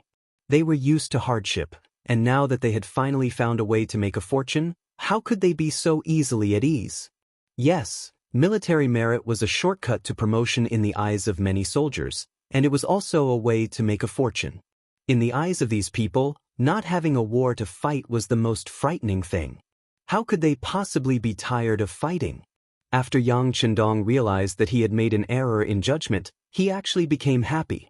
Since this was the case, he had to follow this fighting spirit and do even more things, such as destroying India. This country where the majority of the population lived on Earth wasn't as prosperous as it used to be. According to the intelligence reports, 80% of the people had yet to solve the problem of food and clothing, creating enough conditions for them to take down India. They were not invading but liberating the toiling masses. With this thought in mind, Yang Chendong had no misgivings when he set out. From Srinagar to the south, his first target was the sea or city of the Delhi Sultanate. As a border city, the Delhi Sultanate hadn't garrisoned many soldiers here. This was probably because their neighbor, the Chagatai Khaganate, was also extremely weak and would never dare to start a war. Without a large garrison, the city was naturally very small and couldn't stop the 200,000-some soldiers of the 5-star army's main force. Seeing this, the commanding general, Singhal, decided to give up on this border city. Instead, he gathered his army of 60,000 and retreated to Lahore, putting on the appearance that he was going to fight to the death here. Although it was called a fight to the death, it was actually just Singhal defending. Lahore, which was near the city walls, was considered sturdy and tall. Singhal wanted to become a nail here and block the advance of the 5-star army, thus keeping them out of the country. As time passed, if the enemy couldn't take down the city, they would have to face an extremely long logistical supply line. Then, they would feel that the gains didn't make up for the losses and would have the possibility of retreating. It was unknown if Singhal was too arrogant or if they had underestimated the 5-star army. When the news reached Yang Chendong, who had already taken over sea or city without shedding a single drop of blood, he immediately asked the intelligence personnel who were familiar with the terrain to set up a sand table. When he saw a road to the west of Lahore, his eyes lit up and he asked, "What's going on with this road? Where does it lead to?" Reporting to the 6th young master, this road belongs to India. When they first opened this road, it was to make it convenient for them to send troops from their country to the Chagatai Khanate and other places. In view of their strength, the Sultanate could only bow its head and admit defeat, the intelligence personnel said excitedly. Being able to report the situation to the 6th young master in person was enough for him to brag to his brothers when he went back. Hearing this, Yang Chendong couldn't help but laugh out loud. Previously, he was wondering if he could enter India as quickly as possible and catch the enemy off guard. He didn't think that there really was such a road, and it was even built by India themselves. This was really asking for trouble. When the road was first built, The Indians probably didn't think that this road, which they could go out and fight at any time, would become a shortcut for others to enter their country. Okay, order the world's first cavalry army to be the left vanguard, and the new army to be the right vanguard. The two armies will choose this road to enter India first. Again, don't focus on snatching territory, and try to eliminate as much of the enemy's strength as possible. Yang Chendong, who was overjoyed, pointed at the road and said immediately. There were already people at the side who were in charge of recording and waiting to convey the order at any time. The two rapid response cavalry armies that received the mission only took 4 hours to assemble the army, and they quickly set off with only 7 days' worth of rations. This time, they didn't even arrange for the logistics and forage vehicles. According to the thoughts of the two commanders, as long as they could catch India off guard, wouldn't they be able to eat and drink everywhere when the other party wasn't on guard? Would they still have to worry about food? The two vanguard cavalry armies set off first. After only staying in Seor for 2 days, Yang Chendong left a division of less than 10,000 men behind to guard the city, and continued to lead the main army south. This time, their target was Lahore.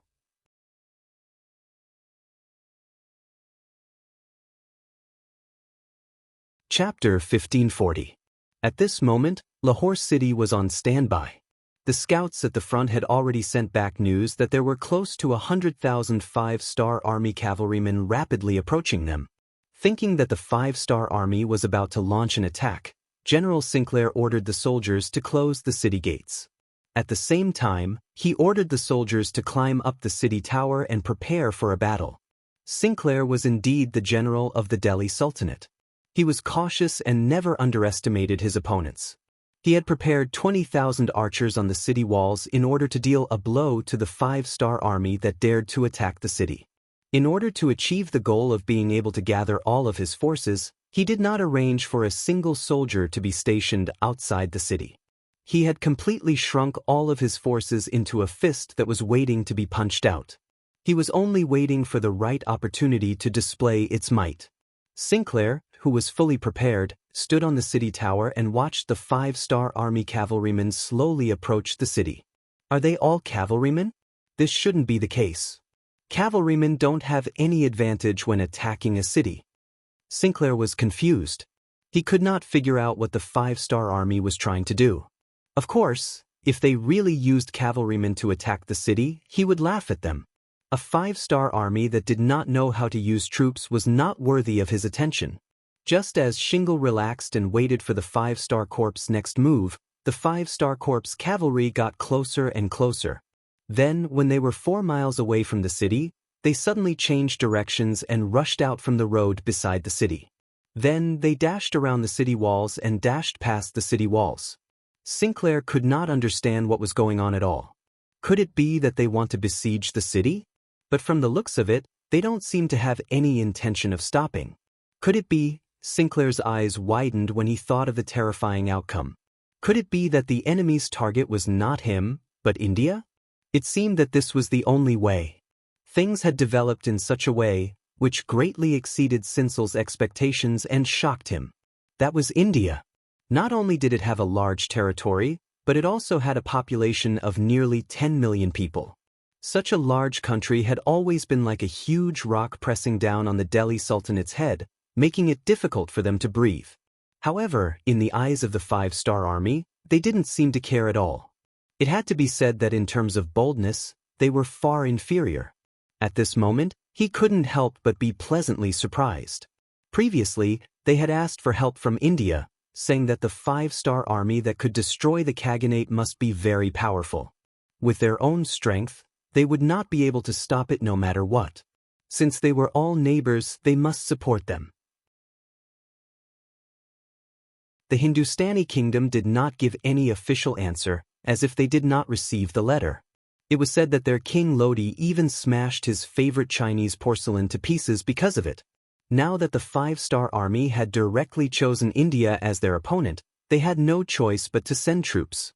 Thinking that once India sent troops, it would greatly relieve the pressure on his side, how could Sinsel not be happy? Go, it's best if both sides suffer. Maybe the opportunity for our country to rise will appear. Sinsel thought so to himself. Other than arranging for someone to report this news to the royal capital, Delhi, he did not make any military movements. Previously, in order to protect Lahore city, he had withdrawn all his troops into the city. How could he have the troops to fight outside the city now? Besides, the cavalry of the 5-star army was so fast that it was far from something he could catch up with. What if this was a trap set by the enemy and they were waiting for him to send troops out? If that happened, wouldn't he fall into a trap? The careless Sinsel would not make such a mistake. What he had to do was to defend. As long as he defended Lahore city, it would be equivalent to blocking the 5-star army's journey to the east towards Delhi. Then, his mission would be completed.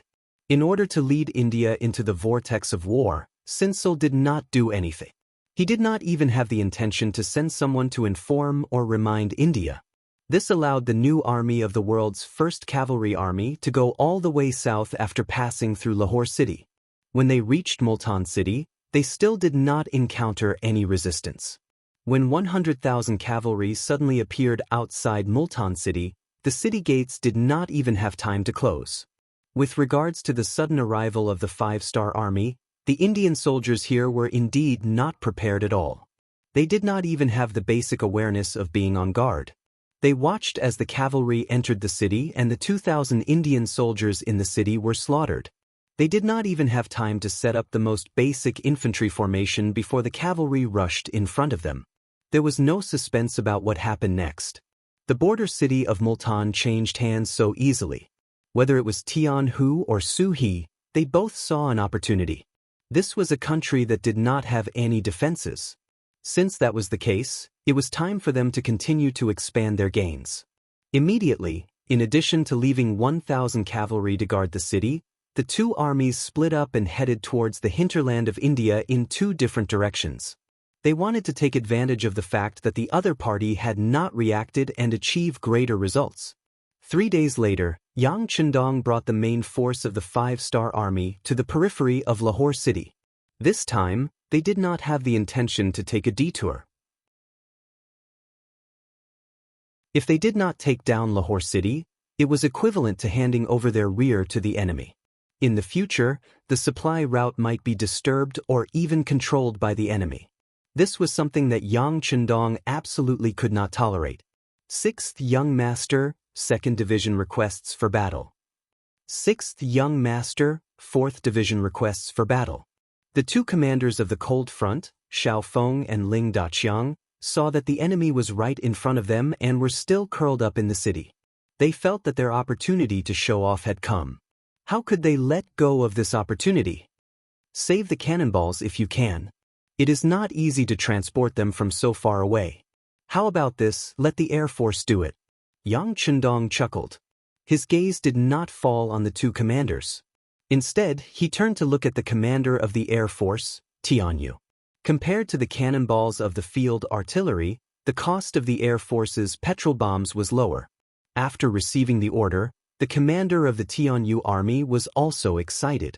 He stood at attention and promised, 6th Young Master, please rest assured. The Air Force will complete the mission. Aha! Yang Chendong nodded. Even the Golden Horde king of the Golden Horde could be destroyed if he wanted. It was just a small city like Lahore. He was full of confidence in the Air Force.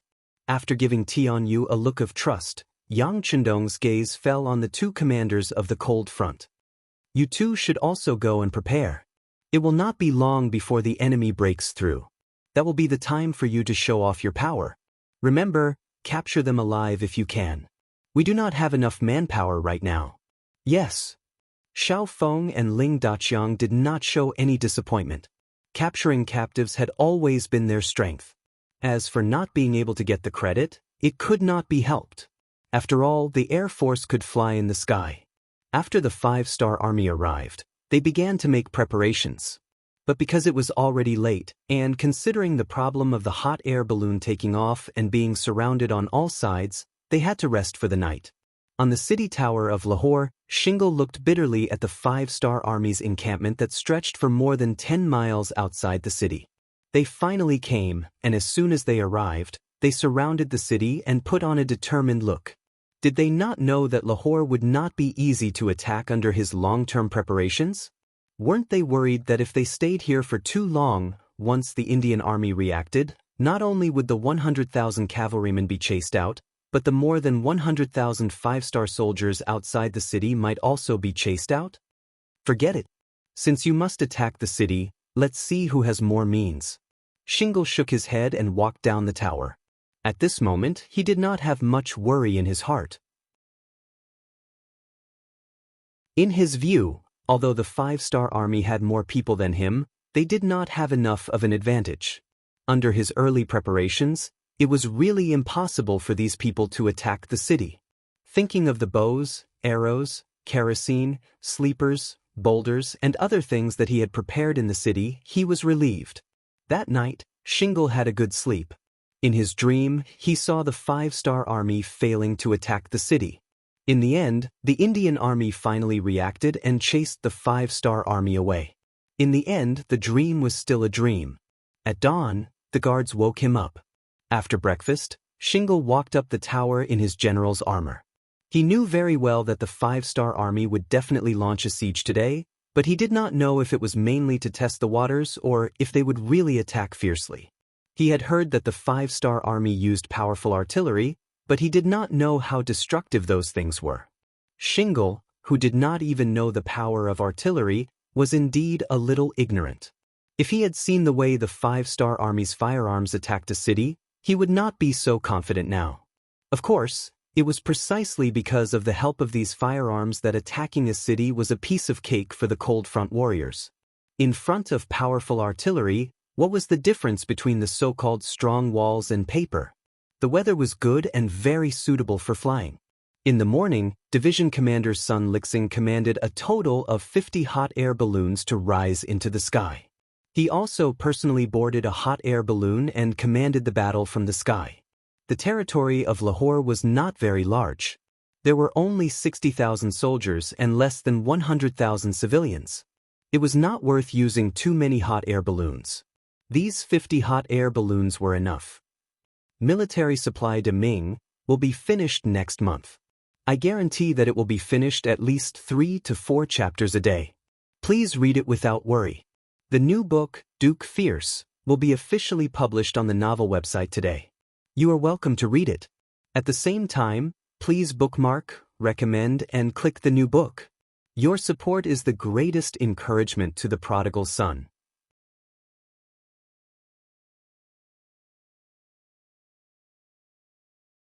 Chapter 1541. At 9 o'clock in the morning, the hot air balloons began to take off.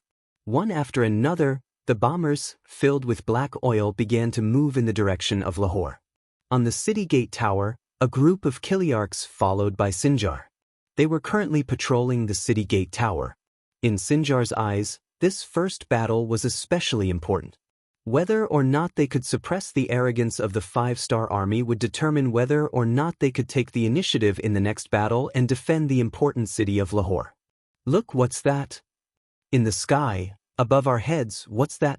Oh my God, that thing can move, and it's floating over our heads. Is that an immortal? When the hot air balloons appeared in the sky above Lahore, there were all sorts of shouts from the Sudanese who discovered all this. Due to the close distance and the influence of the Han culture, the appearance of these hot air balloons made many people mistakenly believe that an immortal had appeared. At this time, Sinjar also looked up at everything in the sky at this time with a puzzled look in his eyes. The Air Force had only been used against the Golden Horde and the Ross Duchy before. Because the distance between the two sides was too far, this matter had not reached Sinjar's ears. At this moment, he only looked at the sky curiously, not knowing what exactly it was. But instinctively, Sinjar felt that this thing was somewhat dangerous. It didn't matter if he didn't know. Division Commander Sun Lixing would soon let them know the power of this thing. When most of the hot air balloons reached the designated position, the flag bearer beside him put down the red flag in his hand, indicating that they could freely attack. The Air Force soldiers, who had been impatient for a long time, immediately threw wooden barrels from the hot air balloons onto the ground one after another. At this time, looking from the ground at this time, it really looked like the bombers of the future dropping bombs. After the wooden barrels were thrown down from the sky, lit matches were also thrown down from the sky one after another. In the face of all this, the Sudanese in the city still looked at all this with puzzlement.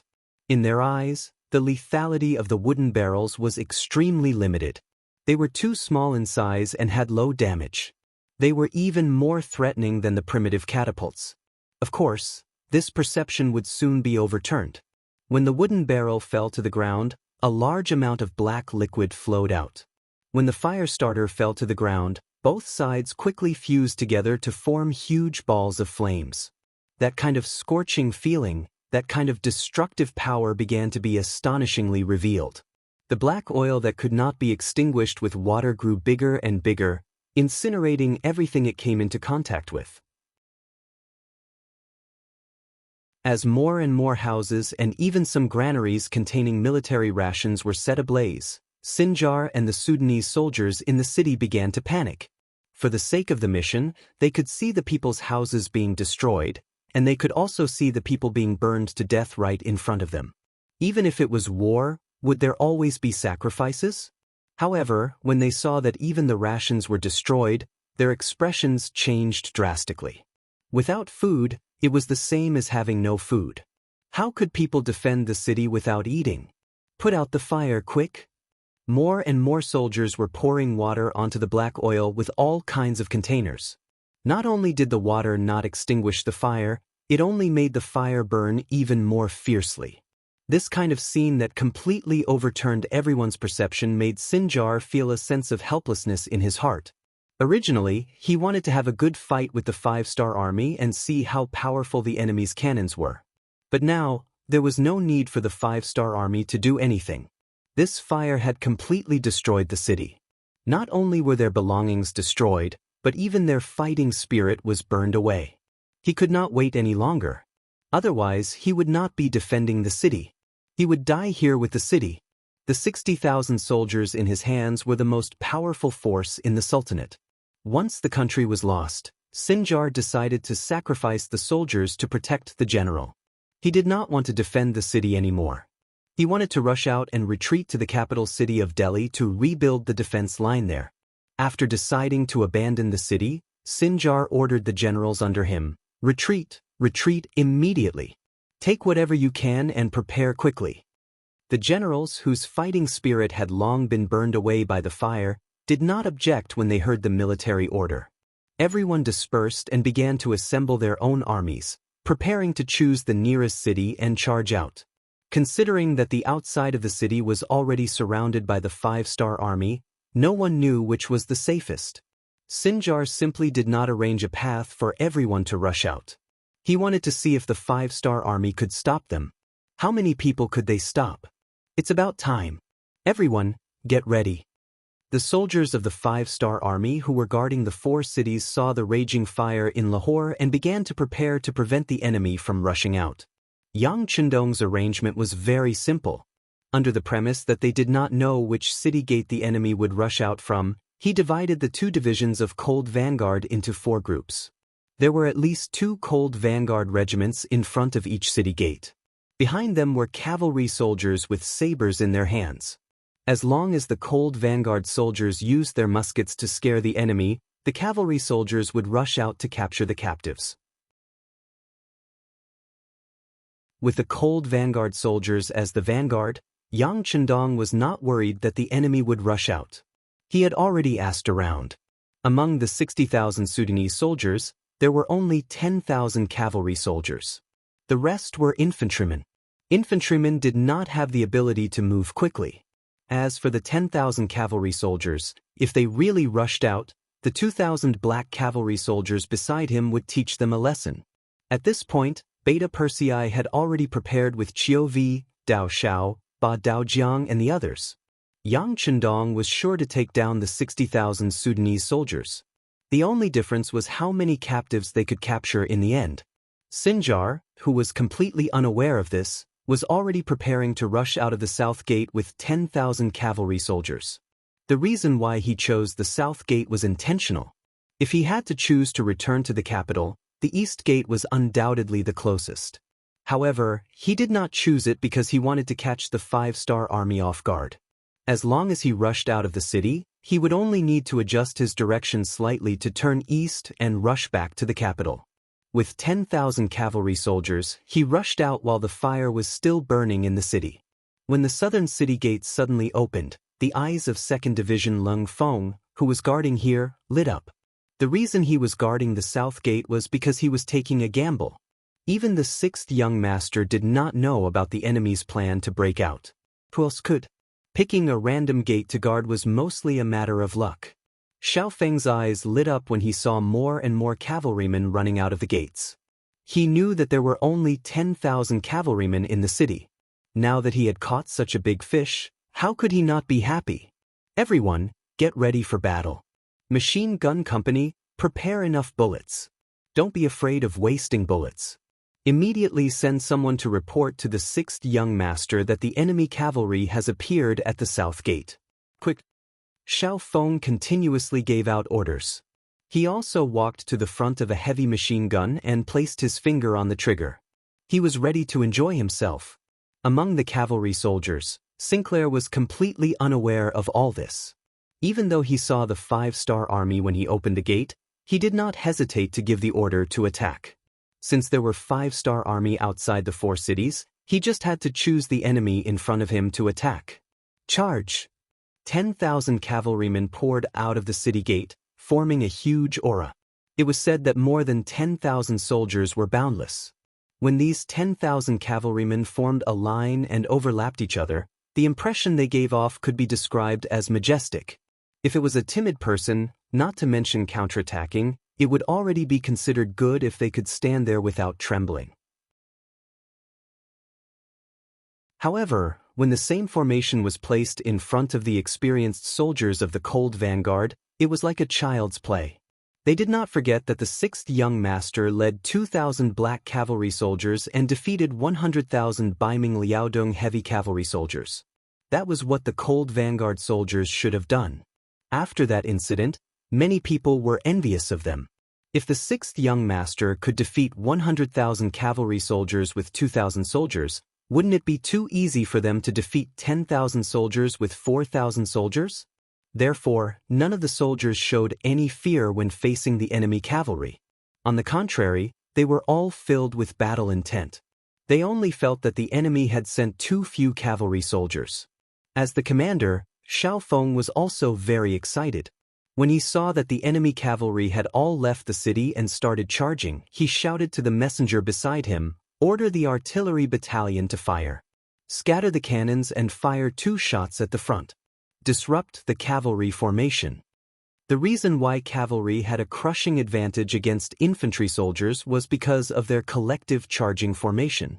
With the advantage of speed and endless charging force, there were very few infantry soldiers who could resist them. The purpose of the cannons was to disrupt the enemy's formation and suppress the advantage of cavalry soldiers to the lowest point. When that happened, they could do whatever they wanted. After receiving the order, the messenger quickly turned around and ran. The artillery battalion had already taken out the cannons from the wooden boxes and were waiting for the order to fire. On the other hand, the 10,000 cavalrymen led by Sinclair were still clueless. They continued to charge forward using the most primitive method.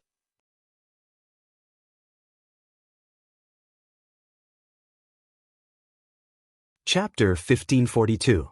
Especially after they were 2 li away from the city gate, they were already very close to the 5-star army. However, when they still couldn't see the enemy cavalry charging out, Sinjar couldn't help but reveal a joyful expression. The distance was too close. Even if the 5-star army cavalry charged, they wouldn't have the advantage of speed. At that time, he would have the complete upper hand. Just as he was sighing in his heart that the 5-star army was only SSO, a flash of fire suddenly appeared in Sinjar's eyes. Just as he instinctively felt that something was wrong, a cannonball landed a few dozen meters away from him. The cavalry at that location immediately let out a burst of cries and howls. Let's not talk about the place where the cannonballs landed and the cavalrymen were blown away. When the nearby cavalrymen heard the loud rumbling sound, they all went crazy. Under the fear, they didn't listen to their master's orders. Instead, they ran around and threw the cavalrymen on their backs off their horses. The cannonball was so loud that it caused the horses to run around like headless flies. There was no need for the five-star army to do anything. The Sudanese cavalry that was originally in formation was already in chaos. The chaos in the formation greatly exceeded Sinjar's expectations. He originally wanted to charge out, but he couldn't help but slow down. After he realized that something was wrong, he didn't have a better idea. They had already charged out. Could it be that they had to retreat back into the city? The city was currently on fire. If they stayed there, the city would be breached sooner or later. Rather than that, they might as well give it a try. Everyone, don't be afraid.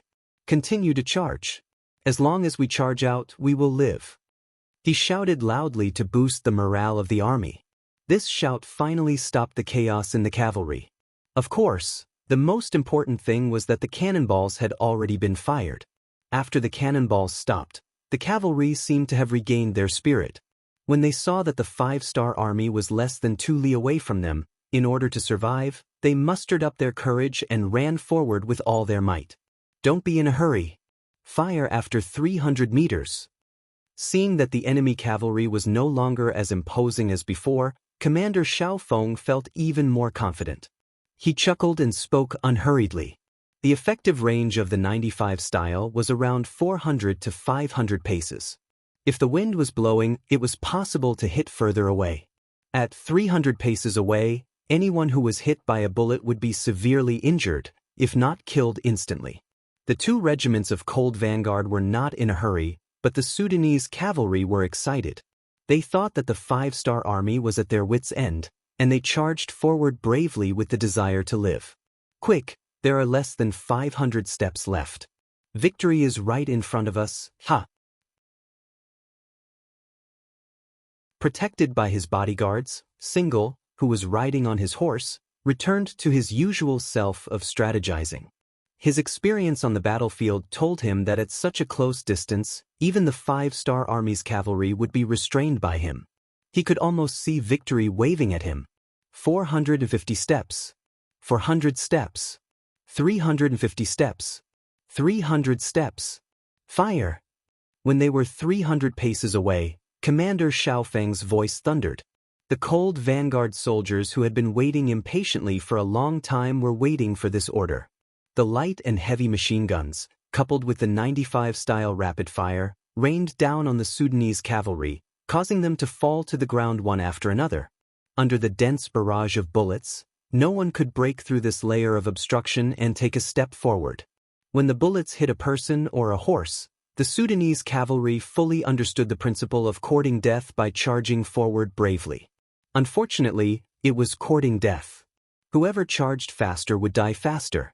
Under the indiscriminate barrage of bullets, no cavalry could charge within 250 paces, let alone injure the enemy. Seeing batch after batch, at least half of the cavalry died in the charge, the remaining Sudanese cavalry finally had a drastic change in expression. Without waiting for orders, they turned around and fled. In the face of this blockade of death, no one would be able to remain calm. Single's luck was not bad, perhaps because he did not charge at the front, but he survived. However, there were times when being alive was far more unbearable than being dead. Just like the current hymn, seeing the cavalry under his command fall down wave after wave as if they were cut chives, and then no one was able to stand up again, he was truly scared silly. He had seen the power of firearms before, but they were usually limited to short range, and reloading was very troublesome. Facing the charge of the cavalry, they could only launch one wave of attacks. Needless to say, the accuracy of the attacks was even worse. For the elite cavalry, the lethality of the attacks was very limited. Although they couldn't be ignored, the attacks wouldn't affect the cavalry's charge. They would only cause a certain amount of damage to the formation of the infantry. Unlike the firearms in the hands of the five-star army, they were really good at reaping lives. The bullets seemed to be endless. The faster the cavalry charged, the more they died. This was an undefeatable enemy. Single finally understood why the Khanate alliance, which had a total of 1 million men, was defeated by the five-star army, which only had a few 100,000 men. The more he thought about it, the more afraid he became. This nightmare was finally his turn. How could he defeat such an opponent? It seemed like the only choice was to escape. Xianxia was terrified. He led his cavalry of less than 5,000 and turned to flee. They wanted to get out of the firing range of the muskets. As for where to go next, they would not wait for death here. It's finally our turn, right? Charge! The commander of the Mabe division, Xin Honghai, had been waiting for a long time.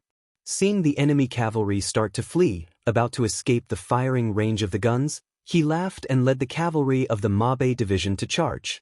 Along with them were 10,000 cavalry from Meng 3 division. Although their division commander Chiwen was not in the direction of the south gate, the leading general still shouted and charged after Mo Bay division. This scene was seen by Beta Persei from afar.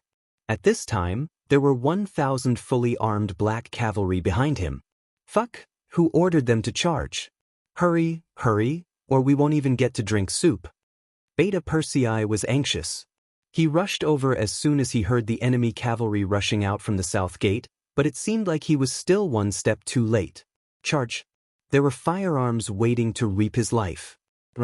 There were countless 5-star army chasing after him, also waiting to reap his life. Seeing that he would die no matter what, Xianxia, who didn't want to die, rolled his eyes and made a very unmanly decision. That was to dismount and surrender. No one was willing to surrender, but after seeing the air force and powerful firearms of the 5-star army, the pride in Xianxia's heart had long been destroyed. After knowing that he would die if he continued to fight, he wisely chose to surrender. Although it would not look good on his face, it was better to live than to die. Only by living could people have the right to talk about everything. Even their commander, Sinclair, had taken the initiative to surrender. How could the soldiers under him still care about their reputation? They immediately got off their horses and knelt down to surrender, causing the 5-star army cavalry to feel as though they were punching cotton. All of this happened to be seen by Yang Er, who was chasing after them. He immediately laughed out loud and thought to himself, "Who told you to not wait for me, your second brother? Great, now you won't have the chance to kill people anymore, right?" The enemies at the south gate had all surrendered except for those who died in battle. They were not the first to choose to surrender, nor were they the first to end the battle. The progress at the east gate was faster than them. They were all infantrymen, and they were first attacked by artillery. Many of them were already scared out of their wits. Then, when they finally reached 300 steps in front of the 5-star army, the scene of firearms firing swallowed their last bit of courage. At that time, when the 5-star army cavalry charged, there was no other choice but to surrender. This battle lasted from 9 in the morning to 3 in the afternoon. From the beginning to the end, it was only 6 hours. More than 20,000 of the 60,000 Sudanese soldiers were killed, and more than 30,000 of them surrendered. The battle ended so quickly that the Sudanese people in the city lost all hope. For a time, many people rushed out of the city gate. They were holding bags of various sizes, which were the most valuable things in their homes. They knelt on the ground and begged the 5-star army not to kill them. They surrendered. "Young master, do you want to send someone into the city to take a look?" Beta Persei saw that the people in the city had come out to surrender. He thought that Lahore city was already in his hands, so he said with a smile, "There's no need. The temperature in the city isn't too low right now. Moreover, the fire hasn't been completely extinguished yet. Let's wait a little longer. We don't lack the time to wait." Yang Chendong shook his head. Yang Xie was able to achieve what he had today under his leadership. Naturally, Dazong played a very important role, but at the same time, his cautiousness was also very important. Otherwise, in the face of so many ambitious and ruthless people, he would have been eaten alive long ago, leaving not even his bones behind. Yes. Facing Yang Chendong's cautiousness, Beta Persei's face also became a lot more serious. He also began to reflect on whether he was a little too complacent after winning the battle. It seems that he has to change in the future and become more calm. It's just that Beta Persei has nothing to do with the word calm. It was not easy to teach this kind of person, who would shout and scream whenever there was a battle, to be cautious.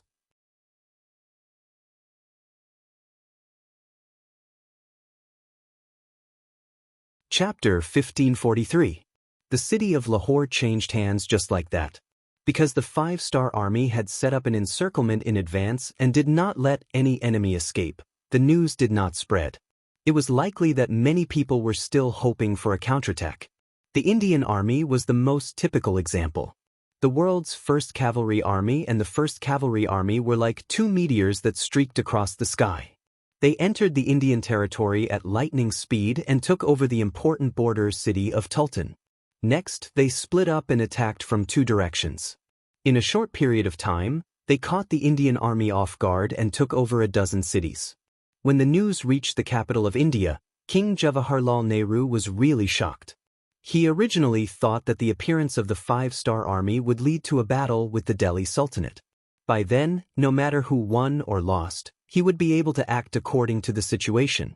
He would have ample time to prepare and reap the benefits. Who would have thought that the enemy would appear so soon? Also, from the information he received, the five-star army did not take over Lahore. How did they have the courage to enter the Indian territory? Was they not afraid that the Sultanate would cut off their path of retreat? At this time, Nehru still could not see his own weakness, which was being conservative. He rarely fought outside. Occasionally, he would send troops to fight against small countries like the Sultanate. This made him feel very good, and he thought that the Indian army was invincible. This mentality of not being able to go out and take a look was similar to the mentality of the Qing army in the late Qing dynasty. When such an army encountered a truly powerful force, the opponent would teach them how to behave in a matter of minutes. There were too many things that he could not understand, but time did not allow Nehru to think too much. He also received news that the battleships of the five-star army had begun to move towards some coastal towns in the country. Unfortunately, the city he was in was close to the Arabian Sea and the Indian Ocean. This kind of attack from both land and sea really gave him a headache. If it was only a unilateral attack by the army or navy, he would not be afraid. India had a population of nearly 10 million. In addition to the 500,000 standing army, it could recruit no less than 1 million troops at any time. With this, he was confident that he could use the human wave tactic to drive out any opponent that entered the country. However, when the land and sea came together, he felt very passive. It seemed that he couldn't attack either one first. Moving the capital. After thinking about it, it seemed that this was the only decision that could solve his crisis in the shortest time possible. As long as he was far away from the coastal cities, the threat of the five-star army's navy would be reduced to the lowest. At that time, he would have more than enough time to fight against the five-star army.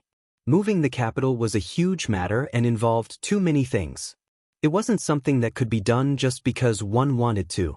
When Zhu Di wanted to move the capital of the great Ming dynasty from Nanjing to Beijing, he had prepared for several years. However, what Nehru lacked the most now was time. If he continued to wait, how many more cities would the 100,000 cavalrymen of the five-star army attack? Also, once the five-star army's navy appeared outside Mumbai, he could only passively take a beating. In order to not worsen the situation, Nehru first chose the location of the new capital, which was Bidar city in the central region of the country. Not far from the city was the Godavari River, which could be used as a barrier to block the charge of the five-star army's cavalrymen. Moreover, there were many mountains and roads that were not convenient. If it was during normal times, it would be somewhat unsuitable as the capital. After all, it was not conducive to economic development. However, during wartime, it was the best place to defend. It was similar to Chongqing in the country. After making the decision, Nehru summoned the civil and military officials and announced the decision in person. After that, he did not dare to say that there were objections and announced the dismissal of the court.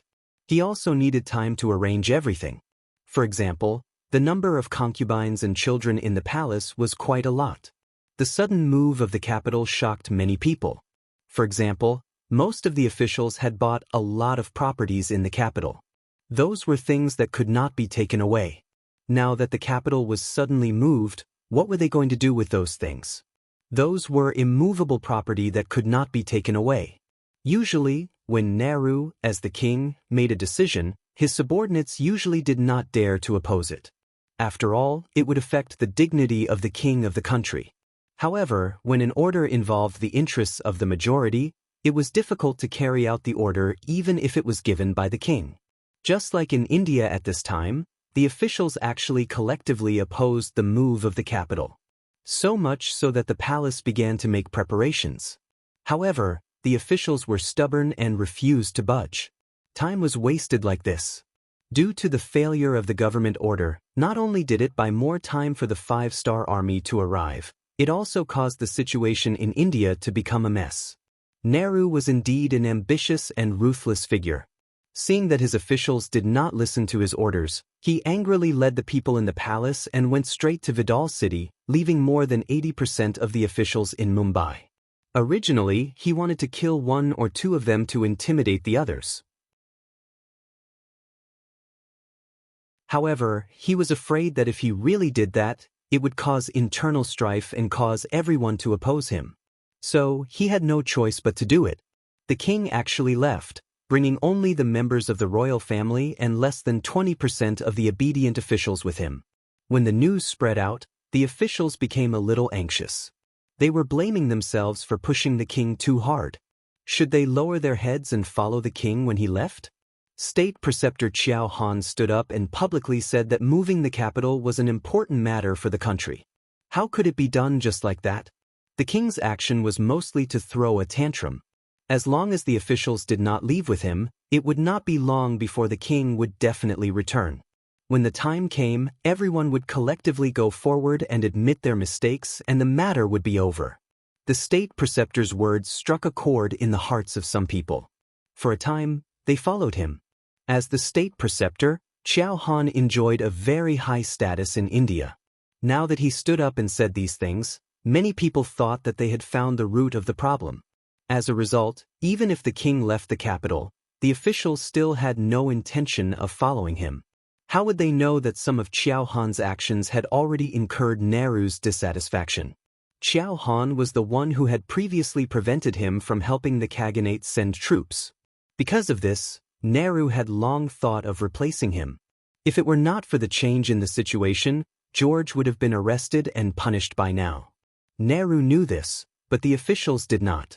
So, after the king was gone, everyone instinctively followed the state preceptor's lead. However, others did not know, but as the state preceptor himself, Xiao Han knew. Feeling that his position was in danger, in order to save himself, he took the initiative to look for Yunk this time. After a discussion, these words came out. Yunk, the former director of the Foreign Affairs Group of the Security Bureau, was transferred to the Central Asia region more than a year ago to serve as the branch director. His most glorious achievement was to instigate the rebellion of the famous General Chen Di of Jiaoji, Yunnan province, as well as Long Qi, He Guang, and others of the Lansong kingdom. Considering that he was good at this time, he was entrusted with the position of the branch director of the Central Asia Region Security Bureau by Director Yang San. As soon as he came here, Yunk investigated a lot of information and selected some people who could be targeted. This state preceptor Xiao Han was among them. Under his efforts, the greedy Xiao Han really became good friends with Yunk. In front of a large amount of gold and silver, although he had vaguely guessed Yunk's identity, Xiao Han did not mention it. He even helped him to do a big thing, which was to prevent King Nehru from sending troops to help the Khaganate alliance. It seemed that he was living off the Khaganate alliance, but in fact, things like collusion with foreign countries were too common in history. Especially during the Warring States period, it was the most common thing. Often, when one side could not defeat the other, they would find a way to deal with the other side. Then, there would be cases of troops retreating when they almost reached the capital of a country. In the end, Xiao Han was the state preceptor, not the king. This difference of one word was the difference between a monarch and a minister. The monarch was permanent, but the minister could be changed. At that time, most people became officials only for money. Otherwise, there would not be a saying that thousands of miles became an official only for money. When Yunk took out something that satisfied Xiao Han, he naturally had to speak up for him. In a way, the two of them could be considered friends. Nehru intended to take down Xiao Han, the state preceptor. This was a friend in trouble, so Yunk should stand up and think of a way for him, which led to the current situation. Nair did not know about this. He did not leave the capital in a moment of impulse. He wanted to force everyone to follow him. He was using practical actions to make everyone choose. This plan was feasible. Originally, there were already some ministers who wanted to follow, but because of Qiao Han's interference, everything turned into nothing. After knowing the reactions of the ministers in the city, Nair was furious. He wanted to immediately cut Qiao Han into pieces. Men secretly informed the people in the capital to kill Qiao Han. Nair knew that if Qiao Han did not die, it would be difficult for the ministers to move the capital, so he gritted his teeth and said fiercely. Nair wanted to kill Qiao Han, but it was too late. Whether it was Qiao Han's wisdom or Yunk's experience, how could they not have guessed this? They were already prepared. Not only did they change Qiao Han's residence, but they also increased the security around him by several times. In the next few days, there were no less than 4 or 5 attempts on Qiao Han's life. But under the tight security, even the assassins did not see the shadow of the target. Under the continuous assassination, Qiao Han was determined to follow the 5-star army to the end. You're tuning in to the Wang Lin's Journey YouTube channel. Don't forget to subscribe and join us on this journey to catch the most captivating stories.